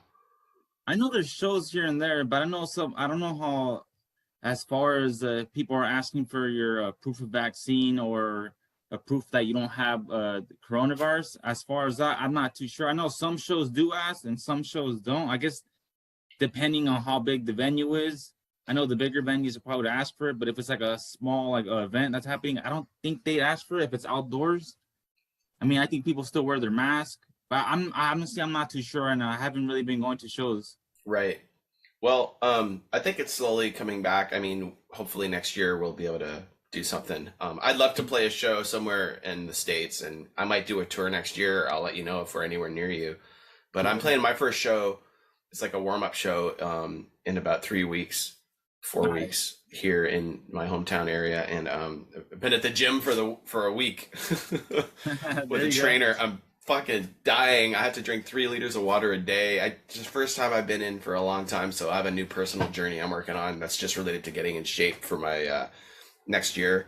I'm trying to get rid of these bags under my eyes. I think it's because I've been eating the wrong food. So I never knew that when you work out, you're supposed to eat like a crazy regime of food. I didn't really know how to do that, and I'm kind of all over that right now. It's pretty fun. You been to any festivals at all? Anything at all out there? I know they have like the EDCs and stuff like that. I know they're having like the Art of Rap. That's in I think in the next month. I think in October. I think that's sold out though. I know they're having shows right here. Like there's one with Ice Cube headlining, and he has a bunch of artists right there opening up for him. But I think it's all the same thing, as they're all asking for proof of vaccine, or to show that you don't have the coronavirus. I had a talk with Parker, who we recorded with at Excellent Sound. Shout out to Parker and Excellent. Hopefully can connect a little more with him. I know he's doing a lot of really cool stuff. So I don't know. I'd love to get you on another track sometime whenever we can. I really like what you did on So Gone. I mean, that was great. Perfect. Just what it needed. And so my purpose of my podcast, it's called The Musician's Insider. And what we do is it's kind of like, it's advice for musicians. So instead of asking you to tell me, all about, what you're doing, I do want to have that on here. I also want to know, like, what advice would you give a new artist that might be in your area or so, that doesn't really have the resources to do things? I know you're a really killer DIY guy. Like, you'll sit there in a room with all the computers you can and make it sound amazing with whatever you got. And I'm impressed by that. So I'd love to hear some advice you have for some people that maybe don't have the resources you have, but maybe are in a similar situation, and you're pulling it off. So yeah, I would just say just start with whatever you have and whatever you can get your hands on. If you just have a decent microphone or whatever, and you have a little room or a little space to record, I would just record and just learn how to get your flow on point. Well, depending on whatever, if you're going to go do rapping or make beats, you just keep doing it. And if at some point you feel you get better, show some people and to see the reaction. But I wouldn't fall too much on I mean, it doesn't hurt to show people to see what they think about your music, but don't take it too hard, especially when you're just beginning. You can't be too hard on yourself. You gotta learn how to have fun with it. And that's something I learned. Like, I would do something and I knew I wasn't that good, because when I started with my cousin. My cousin was always better than me, and I would always fall off I wouldn't have it in my verses in sync. I'll be falling off into the next line, but he was always in sync, and I would get irritated. I'm like, fuck, man, I want to get better. But the thing is, it was something in me that just wanted me to get better. I just wanted to get better. So each time I would write a song, I would slowly, trim whatever fat I have in my verses to make it flow well, the transition to be smooth and clean. So I think you just have to have fun with it. And if you don't have resources, I would suggest hitting people up, go to studios. If you have the money, if you don't have the money, save up to buy your own equipment, and then, learn from there. And I would say go to shows, do open mics, meet different people on Instagram, follow different artists as well, show love. Like, you can't just expect to get anything and you're not giving it, So I would just say, keep a lookout for other artists as well. Or I think if you're just around the right people and you actually want to do this, I see it like skateboarding. Like, people always ask me, "Oh, how do you get so good at skateboarding? You know, how do you do that?" I just tell them like, "Well, you gotta know how to fall. Like, you gotta know how that at skateboarding, you're gonna fall and eat shit, and it's gonna hurt, but you're gonna have to get back up and try that trick again till you get it." So I see that the same thing with music. You're gonna fucking fail so much until you finally land that one trick or get that one song that's really good, you know? So I love this. This is great. Yeah, so that's the way I see it, and that's like, I mean, I always use that reference for music or anything in general. You'll be at a skate park filled with a bunch of other skaters, and some may be better than you, but you're trying this one trick and you keep trying and trying, and you're falling, you're eating shit, you're failing, you're constantly failing, and other people are seeing this, and they can be like, "Oh, he's not gonna get it," or whatever. They might think that whatever they want, but then you land that trick, and they see like, "Oh shit, he was dedicated, and he ate shit so many times up to the point where he finally got it. Like, he didn't give up." And I think that resonates with a lot of people. Like, people love to see someone like that. People want to see someone that constantly falls and falls, but when they get it, they like to see like, damn, he has dedication, and he's very passionate on what he does. You only fail. You only fail if you go home before you finish. Yeah. And there's times where you're gonna eat shit bad, dude. I'll be at the skate park and I'll fall all the way down from the half pipe and land on my back, and I'm like, all right, I'm done for today. Yeah. You'll have those days. You'll have those days, like, and it's gonna happen, but you just gotta learn how to push through it and know that, hey, maybe today's not the day. You come back to it tomorrow. I think it's just that you can't be too hard on yourself, especially in the beginning stages too. Like, you can't. It's a lot harder when you have more years and trying to be like, all right, how can I be creative this time? What can I do differently to do that? And that's like the fun part too, to learn how to be like, all right, how can I step outside the box this time? I definitely relate to that part. I got a lot of years, but I will say it's cool that your positivity is coming through here. I really like it, and the main thing is don't give up, right? Stamina. That's my company's called Stamina. I've been working on this forever. I still haven't put out my first album. I'm like 2 albums in, and I still haven't put it on an album. But you've been releasing singles though, huh? No, it's completely for this record, Against the World. It's completely coming out soon. But it's not out at all, and we shot a new video. I'll have to show it to you soon. But yeah, I guess talking about the advice thing, I think it's really important that people learn from their mistakes, get back up, and like the skateboarding thing is a really good analogy. Only with the music, you really don't get physically injured. Yeah. So you get more hurt. It's like, oh man, they don't like my music or whatever. But that's the thing is, it's like you can get past that so much easier if you just let it bounce off you. Yeah. Skateboarding, I don't know how to fall very well. I keep breaking shit, so I'm having a hard time. I've never broken anything, man. Knock on wood. You're good at falling. You don't wear pads. I figured out what's wrong. I learned how to skate on ramps at skate parks, and so when you fall, you go to your knee pads or you go to your elbow pads. Yeah. And then when I'm street skating, I'm on a rail fucking bailing, and I'm trying to go to my elbow pads, and I put my arm down and break it because don't know how to fall. And it's not that kids don't want to wear pads, it's that they don't want to go to their knees. They want to roll out of it and run out of it, and the pads get in the way. Yeah, because you're only allowed to bend so far with the pads on. But maybe wear a helmet is what I would tell everyone. Yeah, I mean, I've never been a fan of the helmet at all, but one time it did help me out. I was at a skate park, and I was doing I think I was doing an overcrook on a ledge, and I slipped back and hit the corner of the ledge, but luckily I had the helmet. So that's the only time a helmet actually helped me out. But I mean, it's not because I wanted to wear it, it's because at the skate park you had to wear it because they don't want you to sue or whatever. Do you remember? I think you were with me. I went to a skate park with Adam one time, way out near you guys, and there was like this thing where it went down and it went flat and it went up, and it was like those concrete kind of things. And I had my helmet on, and I tried something where I was trying to ollie like really high up to the ledge, and I completely missed, and I landed on my head, and I was the only guy there with a helmet. Was it Burbank? No, it was like out near you guys, like out that way. It doesn't matter, but it was. I just remember. Or they were living at my grandma's house around that area? Yeah, it was somewhere around there. Yeah, and it was like a concrete one where it was like a lot of banks going down and flat and up, and it was a park I'd never been to very often. But there's a lot of people. And it has like the brick side slope, right? There's like those weird corner ones, like triangle corners everywhere too. Like, you know what I mean? It might have been 4th Street, right next to my grandma's house. It sounds like it. One of those ones. And I remember just like landing on my head, and I was the only one with a helmet on. I don't know. I love snowboarding. I love skateboarding. I just need to keep that shit in its place where I can enjoy it. And I guess maybe I'll wear hockey gloves. I don't know how to fall properly. It's bothering me. I mean, I've been skating for so long. Stick to half pipes, bro. No, I don't know why it's way easier to fall and catch yourself on a half pipe than in street. Because you can slide all the way down. Yeah, you can catch yourself, and even if you fall, you can kind of find your way to slide down. Like, you know, like even if, but there's sometimes you don't have those moments where you'll fall all the way back and then you won't be able to slide. So I broke my arm on a spine that was going from 7 feet high to 3 feet. Yeah. And I was doing something. I was going to try to do a fakie pivot over it, and then I'll just cross it first and practice. And when I was crossing, my foot fell off, and I did a tail block, and I dropped in. It was only 3 feet. But my foot fell off and I just fell weird. My hand went straight down. It's only 3 feet high. There's nowhere to fall. It broke. And I had a fucking wrist guard on. And you can keep breaking your arms and legs, huh? I'm just gonna play music. I'm not gonna ride the hoverboard on stage either. I have 2 of them right there, but yeah. all my boards are right there too. Let me see here.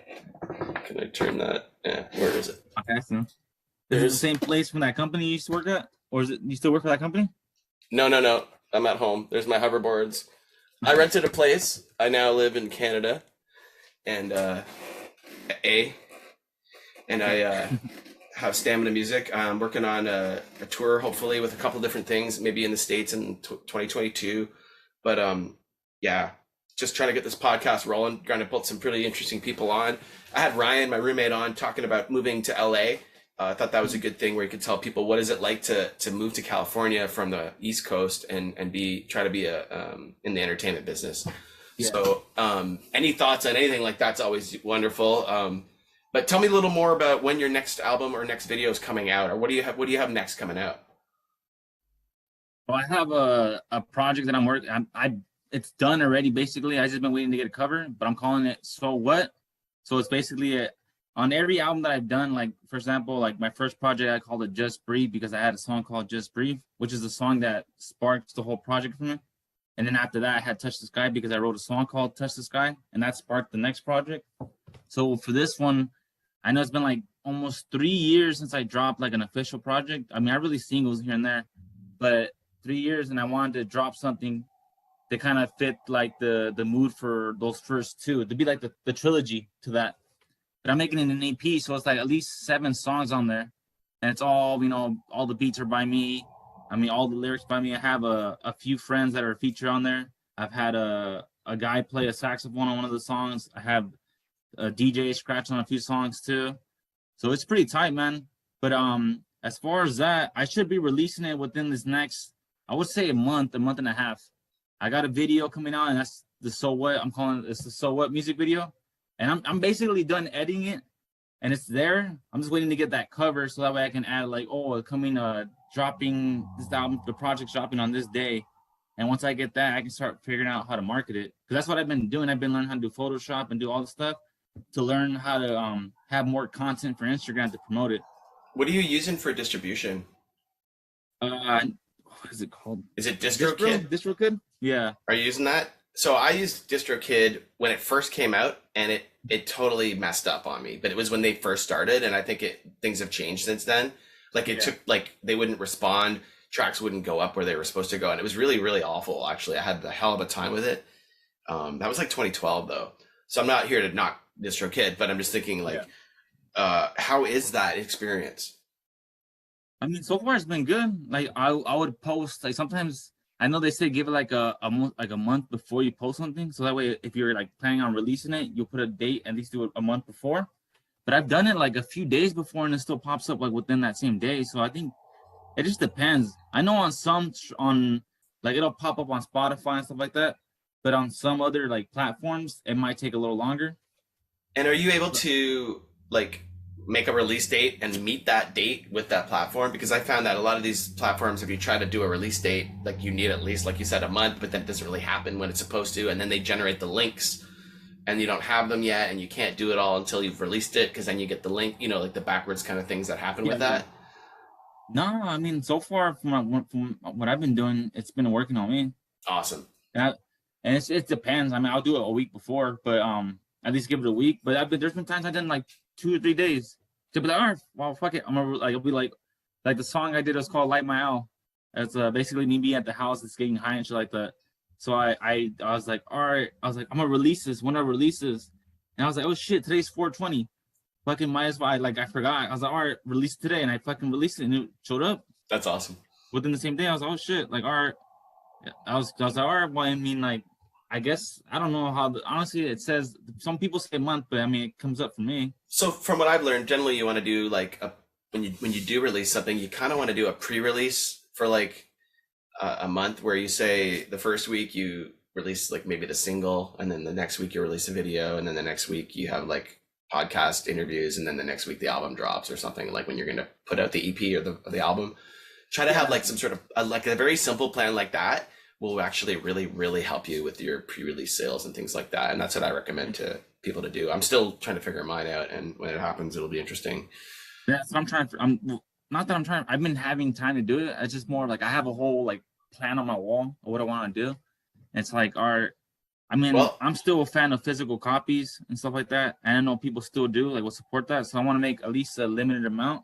And at the same time, too, I want to make t-shirts of the project and stuff like that. So that way, I don't just like, oh, here's just a project. No, I got the physicals, Merch. I got the merch, and then videos to go with it as well. So I love wanted what to you're do, like, doing, man. The whole rollout. I don't have like my album hasn't come out yet. I don't have a record company that's got tons of artists or anything on it. It's just me. I got a great manager and some really cool people. My first show's coming up, but the reason I'm saying this is like if my deal allows me to distribute artists and things like that, I definitely want to, hear what you're doing more, because me might be able to help you out. I would love to, because I like what you're like one of the best do-it-yourself artists I've seen, but you don't have the exposure you deserve, and I don't know what you have to spend money to get that, and that's the hard part, right? Yeah. I've spent a lot of money on the production and the technical stuff. Like for my show for the last year, like I haven't really been able to sit around recording guitar parts because I've been busy creating how to play it live, with all the backtracks and Ableton. And I have a drummer. I have a fucking drummer now, and he's awesome. His name's Jack, and he can sing. So, but I'm doing my first gig without him because he's out of town, and I'm just going to do a warm-up gig with some friends of mine in their band before they do some shows, and I'm going to just play to the drums and stuff. But I got to get that dialed in, and hopefully get some shows happening soon. I'd love to play a show sometime anywhere near you guys. Well, so thank you for coming on. What I'll do is I'll let you know when we're going to post this season 2. I'm pretty excited about it.